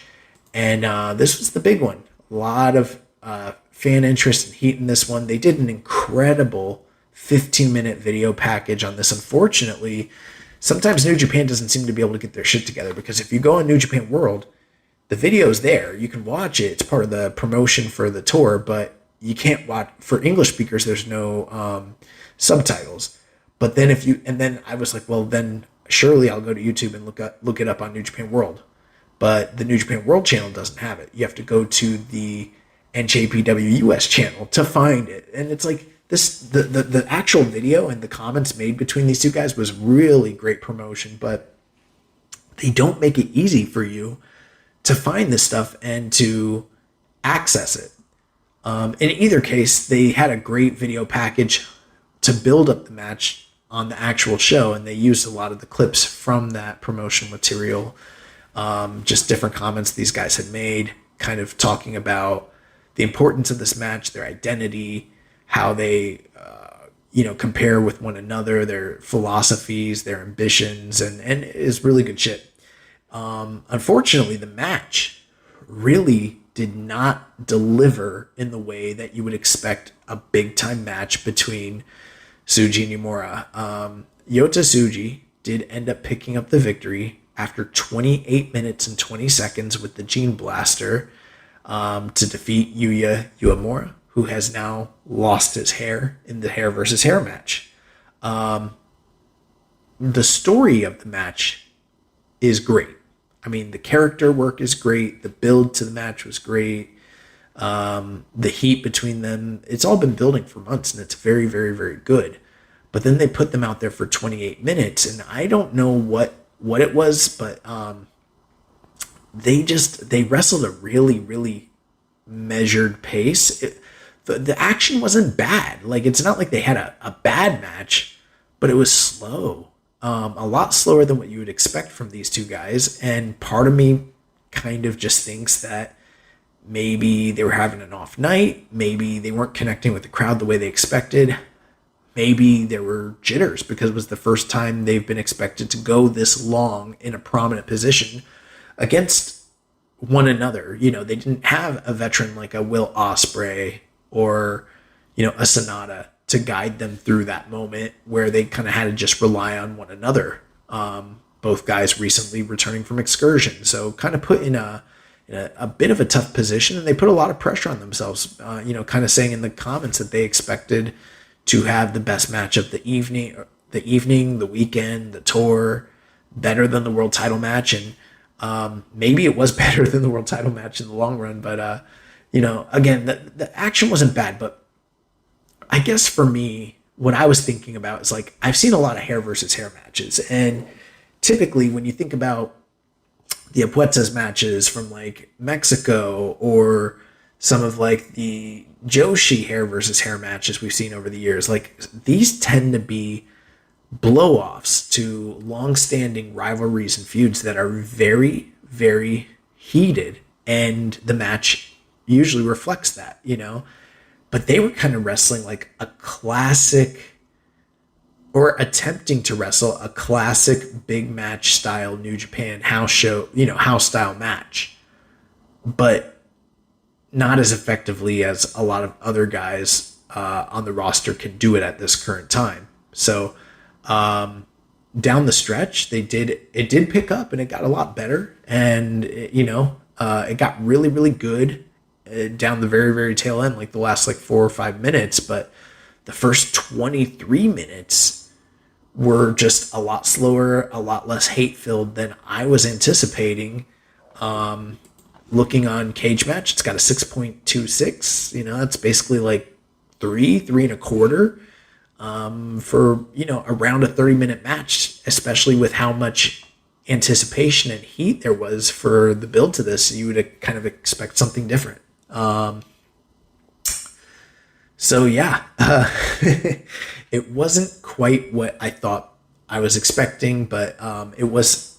One thing I will say though is, even though there were parts of the match that were slow, I did note the amount of young women screaming their names in the dead spaces of the match was refreshing, because that's something that's been missing from New Japan quite a bit lately. And anytime I watch old matches and I hear the impassioned fans screaming their name, that's always a good sign. And there was quite a bit of that here. And undeniably, these two guys are big stars. I'm just kind of wondering, should they have been put in this position in the first place? Because we're at a point where we're trying to make big stars. And I know part of the story here is that Tsuji and Uemura, these two guys, they're linked with one another, and they've been at a parity, and one of them needs to go up and one of them needs to go down, and kind of that just be the crossroads of their feud. I get that. But I am wondering, why shouldn't they be working with more experienced guys at the top of the card who can teach them how to do this big match style that they're trying to emulate with one another? Wouldn't that be more beneficial, is what I'm wondering. I don't know. I don't know if now was the time that they needed, in terms of booking, to do this reconstruction of Yuya Uemura. Especially, I don't know if they're ready to pull the trigger on Tsuji anyway. So we'll see. But the post, when the match ended and Tsuji hit the Gene Blaster, the spear, and pinned Uemura, there was an audible loud gasp, almost like shrieks. People were shocked. Both of these guys have incredible heads of hair, so I do think there's a lot of fan investment in the outcome of this match. Tsuji pulls Uemura up by his hair, up to his feet, and they pulled out a tarp, a chair, they put it in the ring, and Uemura sits down, and he takes it like a man. Tsuji grabs a huge tuft of his hair and just cuts this long, the biggest portion of his ponytail completely off. Crowd is, just freaking out. Tsuji grabs clippers, starts buzzing Uemura's head. Uemura stops him. He pulls the Wrestle Kingdom Suzuki gimmick, where he grabs the clippers and starts shaving his own head. And that's pretty much the finish of that. But post-match, Tsuji walks out of the ring and walks over to Okada and basically says, are you satisfied with the way you're leaving? I'm disappointed in you. And then, marched to the back, still holding Uemura's ponytail. So great post-match segment at the very, very end there. But again, more of this kind of work shoot stuff with Okada on his way out of the company.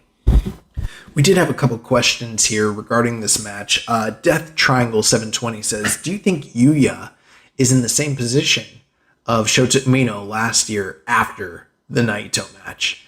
And, I have to say no. Although I think there could be a fair comparison between the two, but honestly, Umino seemed to have been brought in with a lot more fanfare, given bigger opportunities and shots leading to that match with Naito. And, the whole thing with the Naito match was that felt kind of underwhelming in light of the fact that he was in a major main event with an experienced veteran like Naito. Whereas with Yuya Uemura, this is the first really lengthy match that he's ever had. And I didn't come off with him and Tsuji were not botching the way that Umino and Naito were the year prior. I do think there are some similar trajectory comparisons you can make, but I don't see him in the same position. In fact, from a storyline standpoint, I mean, he was a guy that really, up to this point, the only singles feud he's had is with Tsuji, someone that he was already wrestling, prior to his exit from the company and his excursion. Now he's back and he's still fighting the same guy. Even if it's a different version of both of them, they're still linked to one another. Now, he's this firestorm, but there's really not too much defining about him. And now that he's lost his hair, it's like he's going to have to rebuild. And that's somewhat exciting. I think that's a good storyline. From that standpoint, I'm just right now I don't have the utmost faith in the booking, so I guess we do have to see where this goes, but I'm hoping they don't squander Uemura. A Dojo asks, he says, how much of the last minute on-screen animosity between the younger generation and Okada was legit, and how much was last minute attempts to build some heat and set up matches for the future when Okada returns from his US excursion? And, the truth is, I don't know. I can't tell how much of this was the company trying to babyface themselves and babyface their young stars and play into the real or even rumored stories about Okada unwilling to do business with these guys and, that sort of thing. Or whether it was people going off script and being like, hey, he's leaving anyways. I'm not going to get in trouble. Let me just air my grievances, or maybe somewhere in between. I really don't know. I guess I could ask around. That's a great question. And I'm kind of wondering the same thing because part of me feels like if maybe they are hedging their bets a little bit here and anticipating potentially being able to do something with these guys later on. But in the post-match comments, Tsuji challenged Okada to a match at the Anniversary event in his final singles match. But Okada's not going to work that date. And I don't know. They give these guys a lot of leeway, and sometimes the stuff they say just isn't going to pan out. Last question on this subject. Stale Burger Bun says, now that Uemura is a bald bitch, do you see him having a gimmick refresh/change, or does he go on a losing streak now? As we know from Dragon Ball Z, that hair is an indication of power levels in Japanese media. Love the Dragon Ball Z reference. I don't know if he goes on a losing streak, but it seemed like when he first came in, they were only having him tag with other members of Just Five Guys. And he wasn't really getting any singles matches. And when he did start to get singles matches, they were just with Tsuji. And now he's lost that feud. And the one defining attribute that he had was his hair. And now that's gone. And they were saying on commentary how the whole point of this feud was both of these guys' identities were so wrapped up in their appearance. Now he's lost his hair. He has to rebuild. So yes, I do think that there is going to be some level of refreshment or reinvention. I just don't know what that is, and maybe it's great. I hope it is, because this is a guy that I've been really high on since day one, both of them, even since the first time we ever saw them debut on the roster, as Young Lions. So I hope they don't fuck them up. And let's jump into the main event here. So the main event of the evening, we had the IWGP World Heavyweight title was on the line. The 8th champion, Tetsuya Naito, was defending against the challenger, former champion Sanada. And Naito was able to successfully retain the title, 24 minutes, 5 seconds, with an inside cradle. He retains the title. And what's funny about this match is, for most of the match, I really liked what I was seeing. Now, granted, we've been wondering on this show why they were even doing this as the follow-up to their match at Wrestle Kingdom. And everybody knows that the Wrestle Kingdom match, I was kind of high on it, and I thought that there was, some botchiness and some sloppiness, but that the grittiness of it all kind of still worked in the moment. But they decided to go with this match a second time the following month, which was kind of perplexing because they almost never do that following Wrestle Kingdom. And the build to the feud has not been great. So much so that like Naito has talked openly about Sanada's character not, doing promotion and not having anything interesting to say. And, none of that's anything that we as fans can really sink our teeth into or get invested in. It's just like, I guess it is what it is. It's not great. But they came out, and when the match started, like, the one thing you can't say is that these guys aren't great professional wrestlers. Maybe they're not going to give you, an Okada Omega level style match, but they are good workers.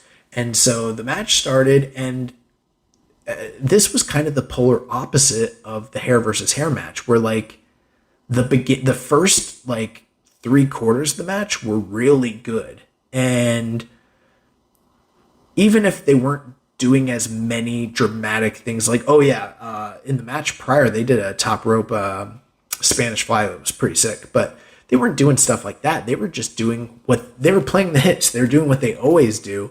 But because they're both so seasoned, and the fact that Naito is so over, plus, for whatever reason, Sanada was just a lot more over in Sapporo than he happened to be in the Tokyo Dome. Maybe that speaks to the fact that he's better as a challenger chasing than he is as the champion. I don't know.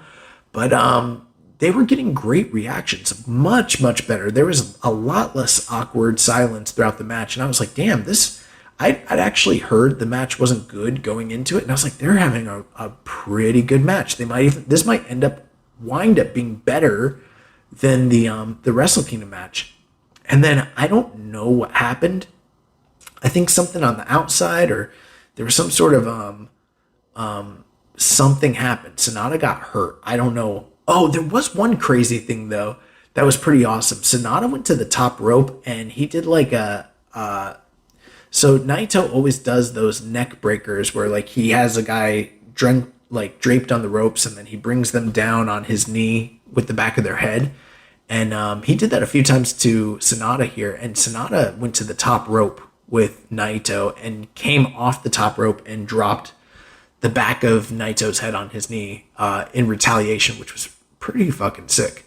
But I don't know what happened, but somewhere along the line, Sanada got dazed. He got fucking hurt, and this match just starts to unravel down the stretch, and we're talking way worse than the previous month's match. But it's like they got bit by the same bug they had previously. Like Naito goes for this Destino, and they're just stuck. They're both standing there, and like they're both like frozen for it was probably like 10 seconds, but it felt like an eternity, and neither man is sure which way to go.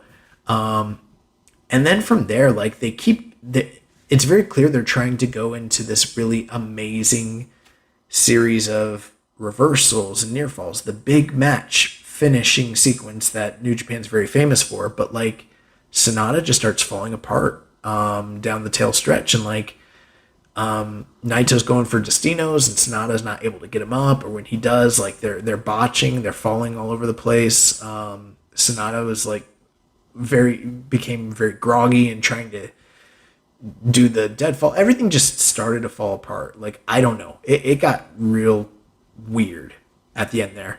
But I guess the story of the end of the match is Sanada kept trying to hit deadfall. He couldn't hit the deadfall.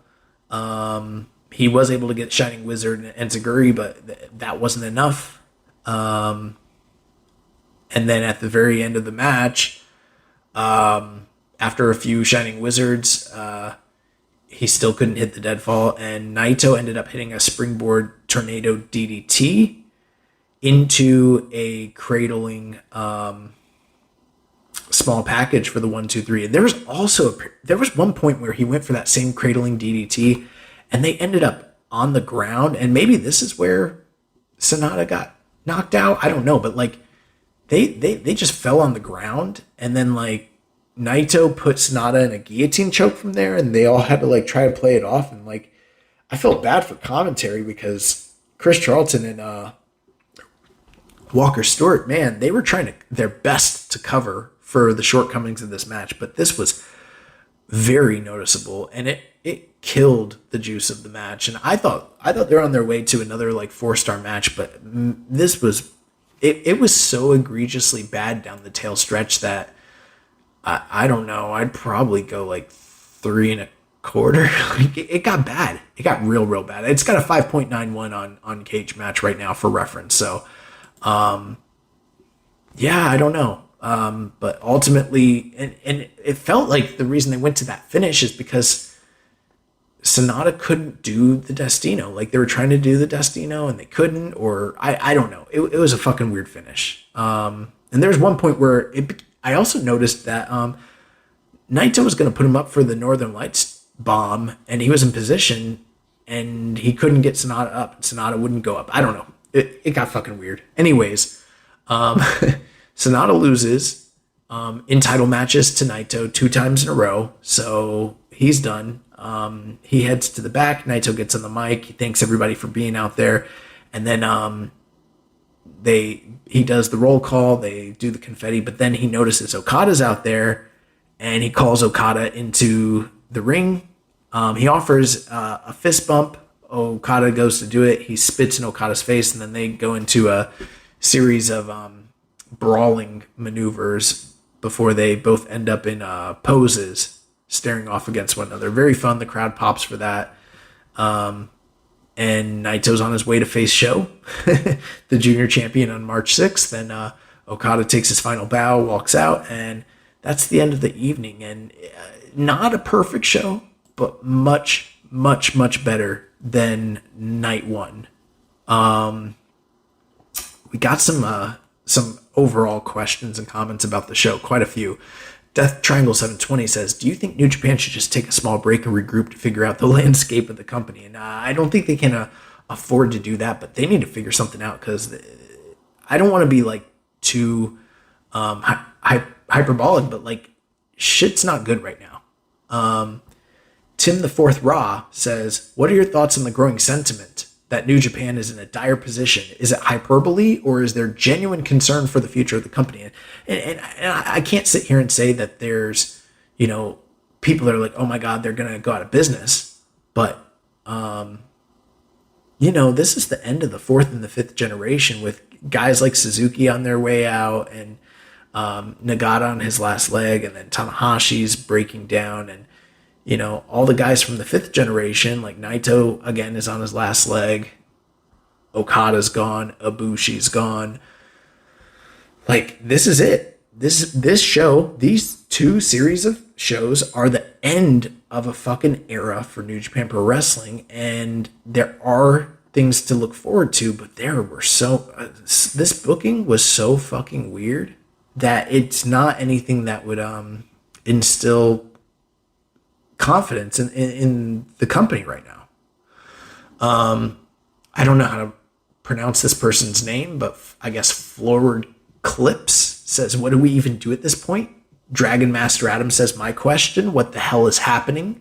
Nemeth says, what, and I cannot stress this enough, the hell was with the first night in Sapporo? And Rambo and Slam Pig says, in the words of Charles Dickens, it was the best of times, it was the worst of times. Thoughts on the vast disparity in terms of overall quality and fan reception between night 1 and night 2 of Sapporo? I just gave you guys my full review and most of my overall thoughts on both nights, but I don't know, man. Things don't feel good, and that's not a good feeling to have right now. And we try to be positive on this show. We try to be honest with you when we aren't positive, but again, like I said, I wish this was not a week where I was alone and where Jeremy could be on the show with me. And I know some people probably expect me to just light fire to the promotion and scream at Gato and have hot takes, but I just kind of feel disappointed and sad that this is what's happening, because it feels like it's a failure of management and a failure of the booking more so, and creative more so than anything else. So anyways, the NJPW 52nd anniversary event and New Japan Cup Night 1 will be taking place on March the 6th. The next time that we record will be Monday, March the 4th. So I'm sure that me and Jeremy will probably have a bit of a better review. And like I mentioned, we're doing a full review for the New Japan, or a preview for the new, I keep saying review. We're going to do a preview for the entirety of the New Japan Cup. I believe Chris Sampson's coming on to do that because he usually does every year. And he had offered, but I don't know how he's feeling after those two shows. So I'm not going to do an in-depth preview here, but just give you guys the rundown. On the show, the announced show that we got, Tangaloa and Hanma will be taking on Okan and Jeff Cobb of the United Empire. Second match of the night, Nichols and Zack Sabre Jr. of TMDK take on the GOD team of El Fantasmo and Hikuleo.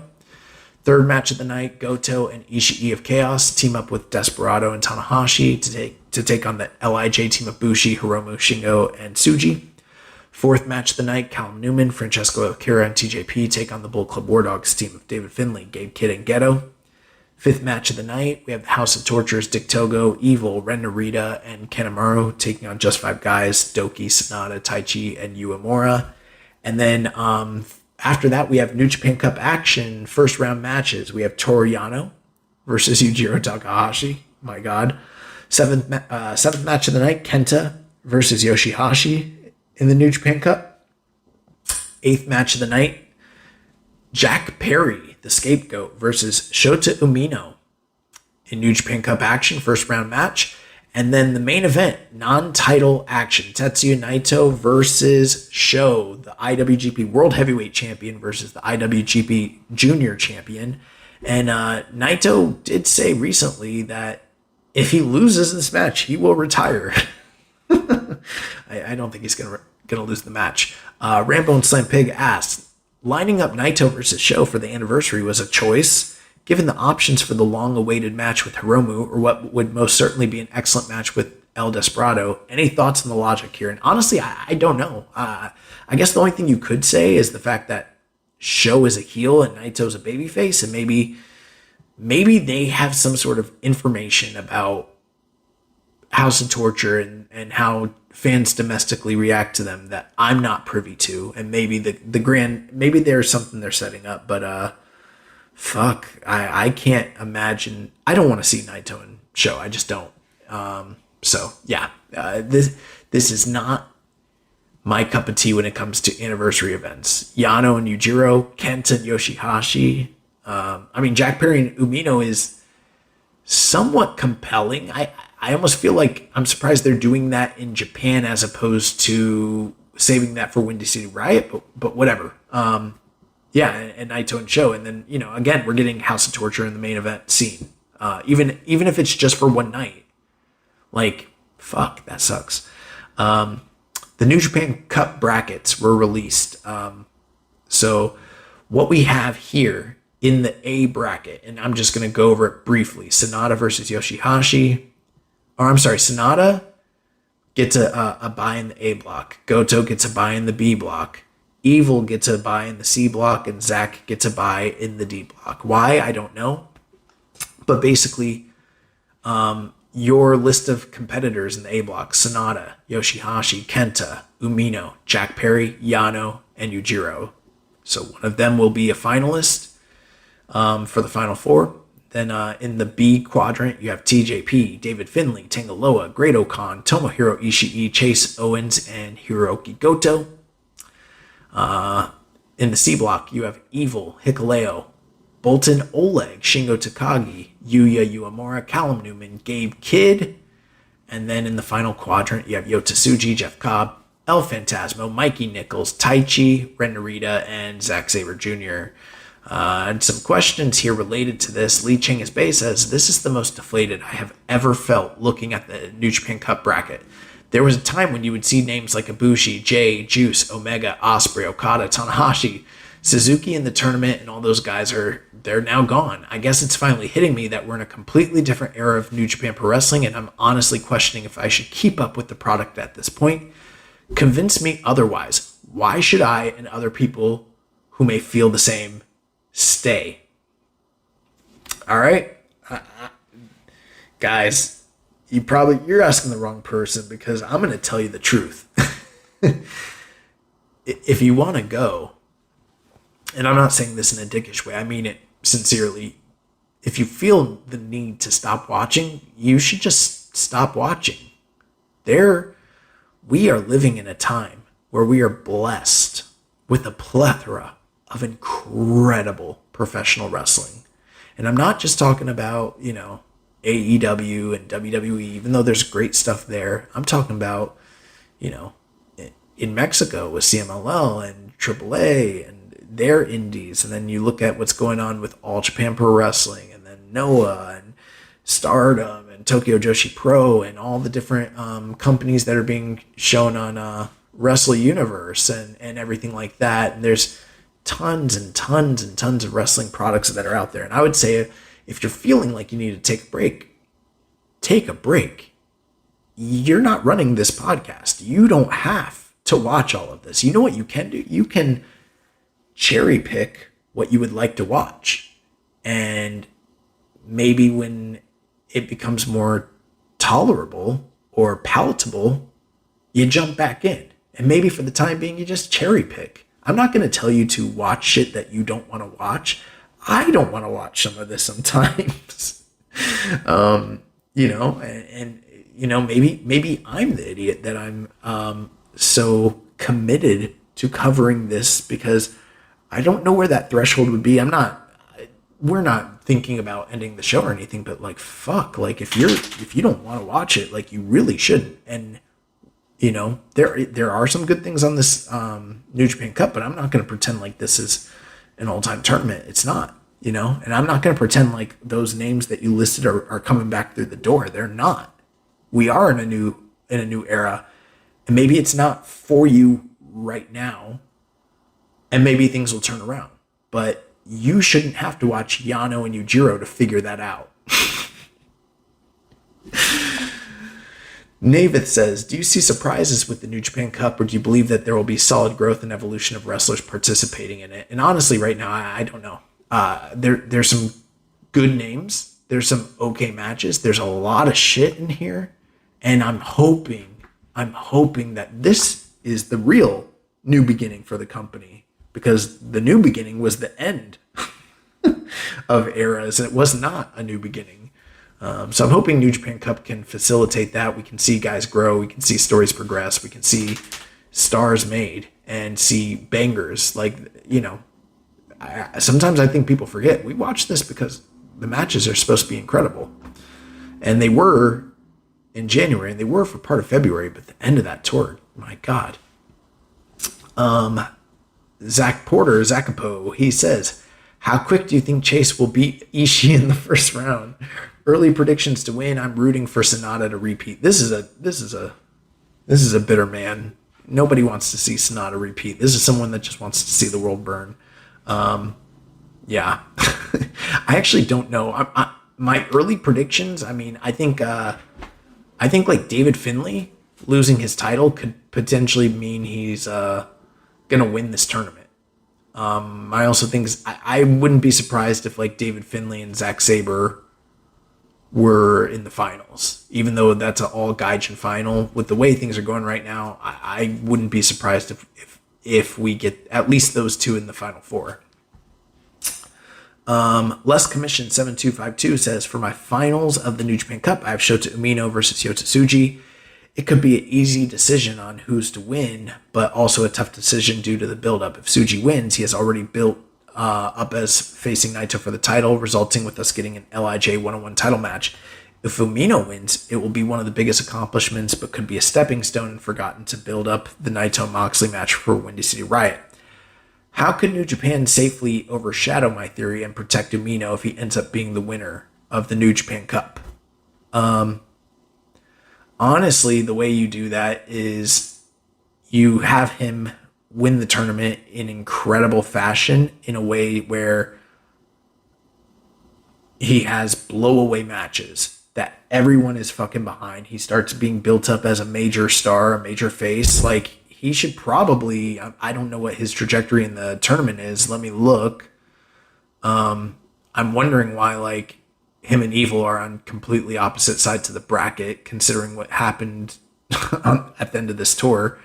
But he should have beaten Evil in this tournament to get that win back. But putting that aside, yeah, he should have incredible performances. He should beat everybody. And then when he faces Naito, if he does lose, it should be in a match of the year contender that people are so far behind him that they're like, yeah, I want to see them run that back. So that's where they need to go from that next. Bear with me just 1 second.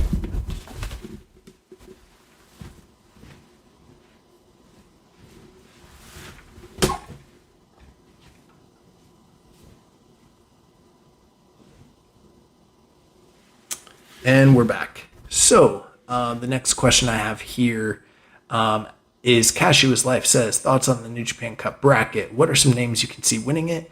Really excited for the potential of ZSJ and Tai Chi's match. And do you think Taguchi's offense would be more effective if he had a BBL? I would say no to the Taguchi question. I haven't done a lot of deep digging into the New Japan Cup bracket. It just came out a few days ago, and my days have been crazy. In fact, as you probably noticed, this episode is coming out a day late. Been a little bit behind. And honestly, going back to those Sapporo shows, night one was so bad that it took me days to finally get around to watching night two, because I really had trouble like stomaching what happened on the first night. But that's neither here nor there. I see potential. I think we'll do a bit more of a deep dive next week, but there's no doubt that we're very likely getting Taichi and Zack Sabre.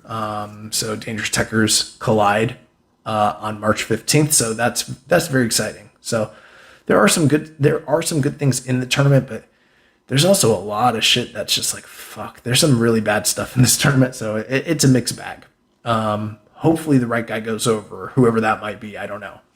But let's jump into the news and close out this episode. So there was a report that Minoru Suzuki might be wrapping up his time or severely limiting his dates with New Japan Pro Wrestling. He put out a story saying that he was returning the moniker Strong Style back to New Japan Pro Wrestling, and him and Desperado have agreed to separate and kind of give up that faction. So it appears for the time being that Minoru Suzuki, even though he's always been a freelancer, he'll no longer be appearing regularly with New Japan Pro Wrestling for the time being. So he continues to be extremely busy outside of the company and other avenues. So you can still see him wrestle, but I don't think he's going to be doing too much with the company in the near future. There was an announcement that Wrestling World will hit Taiwan April 14th. New Japan is doing an event in Taiwan. This will be the first event under the APFW banner. This was the Asian Pacific Alliance that they announced earlier this year. And if the names that are on the poster are an indication of who's on the show, this show takes place 2 days after Windy City Riot. So it would appear anybody that was on the banner is most likely not going to appear in Chicago. And those names were Tanahashi, Tsuji, Uemura, Sanada, Sho, Evil, Yoshihashi, Desperado, and Hiroki Goto. And one does have to seriously question if that's in the best interest of the company when they're about to run their largest U.S. show in years in Chicago. And you've got guys like Tsuji and Uemura, for instance, most likely not appearing on that show. Whether that's a good idea or not, I would say no, personally. They also announced that for Sakura Genesis, 2 matches were made official. So Hiroshi Tanahashi versus Nic Nemeth for the global title is official. And then the main event of that show will be Tetsuya Naito versus the New Japan Cup winner. Windy City Riot will be airing on NJPW World pay-per-view on April 12th in English. So I did see that this show was going to be airing. I don't know I think it's like one of TV Asahi's affiliates. So they were saying that there's a very good chance that the quality of the show will be pretty high since it's going to be airing in Japan on television. So That's good news. New Japan announced this past week that they're entering into a relationship with CWE Costa Rica. This is a company that was founded in March of 2014. They work closely with CMLL in Mexico, and we will now see New Japan names appearing in CWE rings in the future. So I guess they're working with Costa Rica. Wrestling Observer newsletter broke the news earlier today that Tama Tonga is on his way to WWE. I assume most likely he'll show up in NXT as a member of the Good Brothers stable. So that's probably what's next for him. They did announce that Matt Riddle is set to defend the NJPW World Television title this weekend at MLW's New York City Return Intimidation Game Show on February 29th. He'll be defending against Bad Dude Tito. The NJPW Academy Showcase returns to the LA Dojo March 23rd. April 7th in DDT, there will be a tag team match as Mao and Yuki Ueno take on the team of Chris Brooks and Zack Sabre Jr. Zack Sabre Jr. recently appeared on a DDT show to make the announcement. And then the last bit of news, Kazuchika Okada was interviewed by Tokyo Sports, and there was a quote over here in the States basically that stated, "I'm leaving New Japan with the intention of never returning." I'm not going to dig into this too much. I've seen a lot of people's reactions and a lot of discussion points about it. My understanding essentially is that the sentiment and intention of the statement isn't necessarily what the aggregators are trying to make it sound like, with the kind of like a, catchy phrasing of it all. What was relayed to me is that what he said in Japanese is more akin to like, I'm leaving New Japan with like the mindset as though I'm not going back. But it wasn't like a commitment to like saying like, oh, there's bad blood. Oh, I'm never going to work for them again. In fact, he probably very likely will. But essentially he was discussing what his mindset is heading into the next venture of his career, which is, very likely working for AEW. So that's going to do it for the news. We've got a few questions here, and then we are going to get out of here. Maserati asked, where's that Kenny guy? I don't know who you're talking about, sir. So maybe it's the person that stole the title for, most of the year and never came back to Japan. I don't know. Bungholio the Mighty says, if Jon Moxley wins the IWGP World Heavyweight title from Naito, should Toru Yano challenge Moxley for the belt? After all, Yano was the one who handed Mox his first loss at G1 Climax 29. Taking a brief sip there, I have to say no.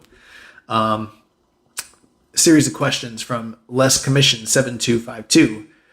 This is my idea for the best of the Super Juniors this year. I think this year's tournament should be a World Cup theme, a 4-block format with 10 wrestlers in each block representing its own country, Japanese, American, Mexican, and British wrestlers. It would be an interesting concept that will allow new wrestlers over to bring new wrestlers over to the Japanese fans who have never seen or heard of them. I think that's a cool sounding idea. I don't think it's realistic, but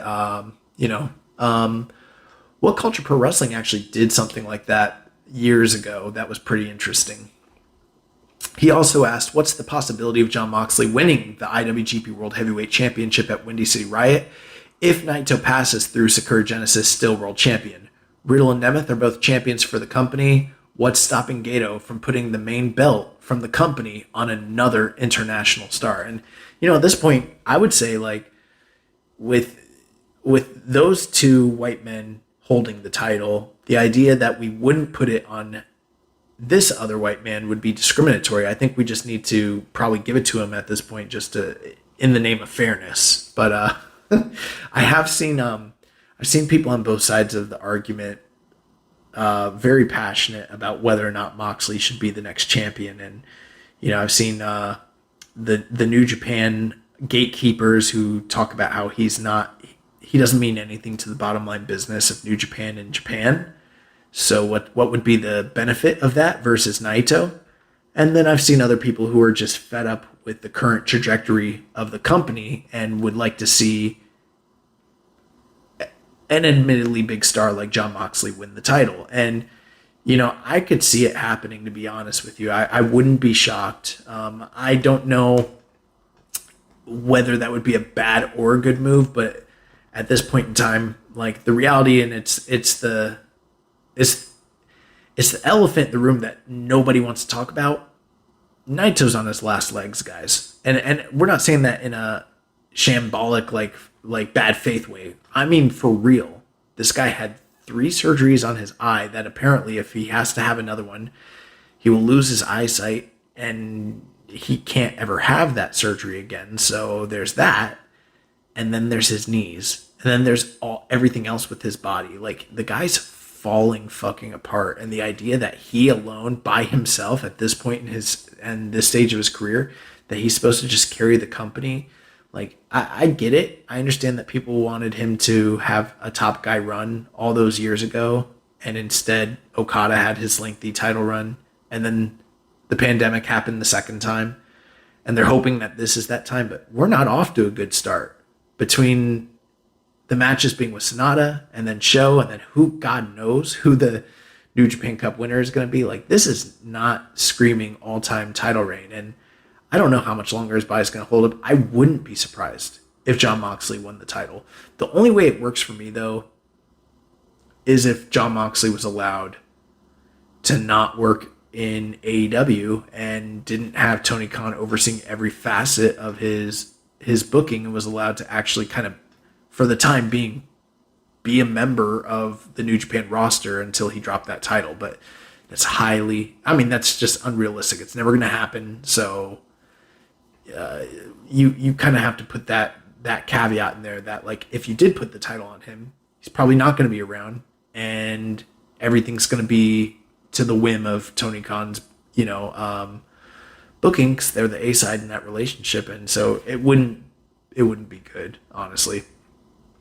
Jasic 2002 says, who is your favorite young lion ever, just over their time as a young lion? So not counting their career post excursion. Wato is my pick, and Wato's a great pick. For me, my favorite young lion was probably, have to say, Ren Narita, most likely.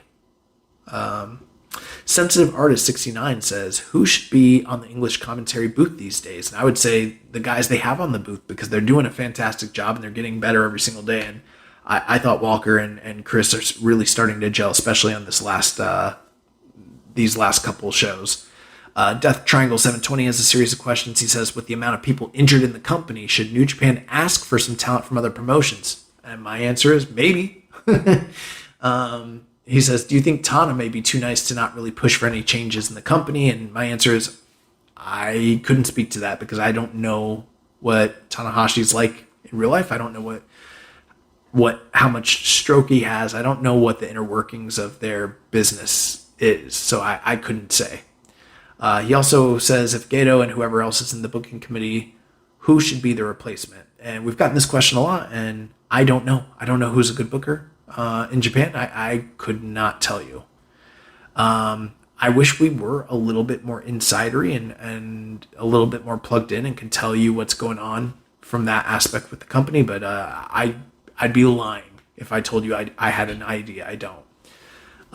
He also asked, does it seem like New Japan don't know if they want to be an international company or just the top promotion in Japan? And I would say no. They definitely want to be an international company, but how they're an international company is a totally different matter, because they're starting to expand more into Asia and Oceania areas of the world, which is probably a smart idea.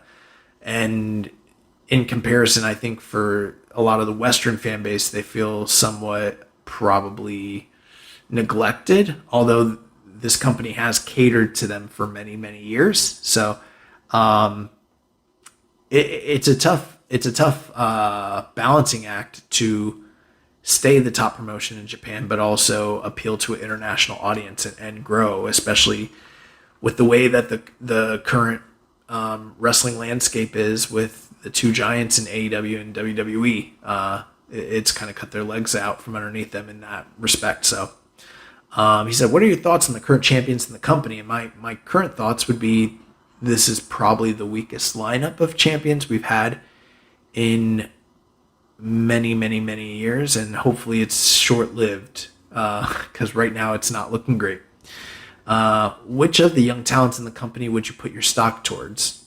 I would say the same guys we were always talking about that we're big fans of, Tsuji, Uemura, Umino, Gabe Kidd, From your point of view, do you think we expect the young guys to be ready immediately with so many guys leaving? And, I don't want to dive too deep into this one, but New Japan really does need to probably take a look at what's going on with All Japan and DDT and Dragon Gate and Stardom and see how they're prepping their stars and getting them ready and producing them in a much quicker fashion than New Japan currently is with the way that they do the Young Lion system. Last year, or maybe the year prior, they had talked about expediting this process, but there seems to be a disconnect between the old school style of taking 5 years to build a lion and send him on excursion and then bring him back and giving him those 5 years of experience before you're ever ready to really debut him, versus like looking at like how All Japan has done with Yuma and Zai. Like, it doesn't have to be that extreme, but there needs to be some sort of happy medium, because we're not in a space where we can fuck around and put all of our stock in guys who don't pay off in the long run, like a Show or a Yo or an Evil, or you know what I mean? We just don't have that luxury anymore. The wrestling landscape has changed, and management has to figure that out. He also asked his last question, if you could pick the person to retire President Tana in the ring, who would you pick? That's a tough question. I don't know. It's a great question, but I'm just not sure. Last couple questions and we'll be done. Roasted Cat 23 says, can wrestling be unpredictable and exciting without periodically resorting to nonsense booking? The context, it should be possible to book in a way that is both unpredictable but also logical. I do appreciate logical booking, but successfully predicting every match in a card in advance is dull. The February 23rd show was the opposite of that. It sparked some extremely morbid excitement from all the truly head-scratching outcomes. I'll be less likely to feel meh. I already know with what's going to happen during future shows because I don't trust Ghetto. LMAO. I do think that you bring up a good point. Sometimes when they present something that you're not expecting, it keeps you on your toes, but it also shouldn't be to the detriment of the fandom, to entertainment, to tickets being sold, to eyes tuning in. You don't like, there is a such thing as go away heat. We got people asking us on the show, asking me to convince them to keep watching. So I don't think that's good. And yes, it is possible to have unpredictable and exciting booking without having nonsense, plenty of amazing bookers. Gedo did it for years. So Rambo and Slam Pig says, I feel like I have asked this already recently, but it needs to be asked again after this weekend. Is Gedo cooked? Or do you think factors beyond his control, such as corporate meddling and economic issues, are to blame for recent troubling trends? And the truth is, I don't know. I'm leaning towards yes on all of that because I'm not privy to what's going on behind the scenes, but something's not right. Shit is not right. Like the inability for management to have anticipated the loss of all these stars, to have read the stars and read the tea leaves and figured out what the fuck was going on. And even if they just had an inkling that some of these guys might be on their way out, to have prepped and timetabled and figured all this out is perplexing. And yeah, something's not right. And his final question, and we'll be done. He says, New Japan are going to be relying on Naito's star power to sell tickets in the near future, which makes me believe he is in for a long title reign as long as his body holds up. Who would you like to see challenge him for the title against Naito this year? And I agree. I do think that he is their biggest star that they have currently. They can't rely on Tanahashi again, and they're not going to put that title on Hiromu, and all the other stars are pretty much gone. So, I do think that there are great matches out there for him. The ones that I would like to see challenge, and I guess we're just going with me. This is going to be me personally. I'd like to see Ishii challenge. I'd like to see Zack Sabre Jr. challenge. I would like to see Taichi get a challenge, especially with the matches him and Naito have had in the past. The usual suspects, Uemura, Gabe Kidd, Umino, Tsuji. And then there's other names too. ELP, Jeff Cobb, Shingo Takagi.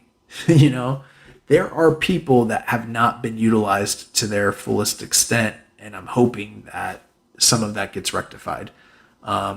If he even just faced a couple of those guys, that would probably go a long way to improving this title reign. Also, Hiromu's out there, so there's that. That is going to do it. Thank you guys so much for all the questions. This was a lot of questions, and it's not easy to do one of these solo shows all by yourself, but we got through it together. Hopefully you guys enjoyed the show.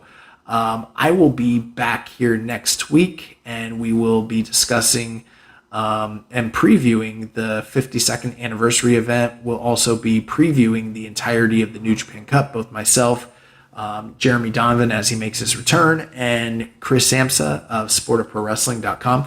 Also wanted to make mention, along with the New Japan Cup bracket, the Sport of Pro Wrestling New Japan Cup 2024 bracket challenge is open. If you just Google that, you'll find the link, and Chris has basically fillable brackets that you can fill out. There's going to be prizes, so basically that's one thing. Lee Chang is Bay, if you're still listening, if you want to know one thing that might up your anticipation, participating in tournaments and contests like that are always a great way to kind of boost your morale. But Chris will be with us next week, and we will be discussing all of that and previewing the tournament. Make sure to connect with us on social media. On Twitter, follow us at KI Strong Style, at Social Suplex, and at Jeremy L. Donovan. On Facebook, we have the Wrestling Squared Circle Facebook group. You can also follow us at facebook.com/social suplex. On Reddit, Jeremy is the Pro Black Guy. I am Keeping It Strong Style. Join us on our Social Suplex Discord server to interact with us and other wrestling fans. And you can email Jeremy at jeremy@socialsuplex.com. Check out all of our other shows on the Social Suplex Podcasting Network, One Nation Radio, All Things Elite, Imps WWE Adventure, Wrestling Art with Chris Things, Tunnel Talk, and the Trish and Sarah Wrestling Podcast. Don't forget to subscribe, leave a rating and review, and we'll catch you next week on Keeping It Strong Style, the ace of podcasts. Ichiban. Thank you for listening to Keepin' It Strong Style. We'll see you next time.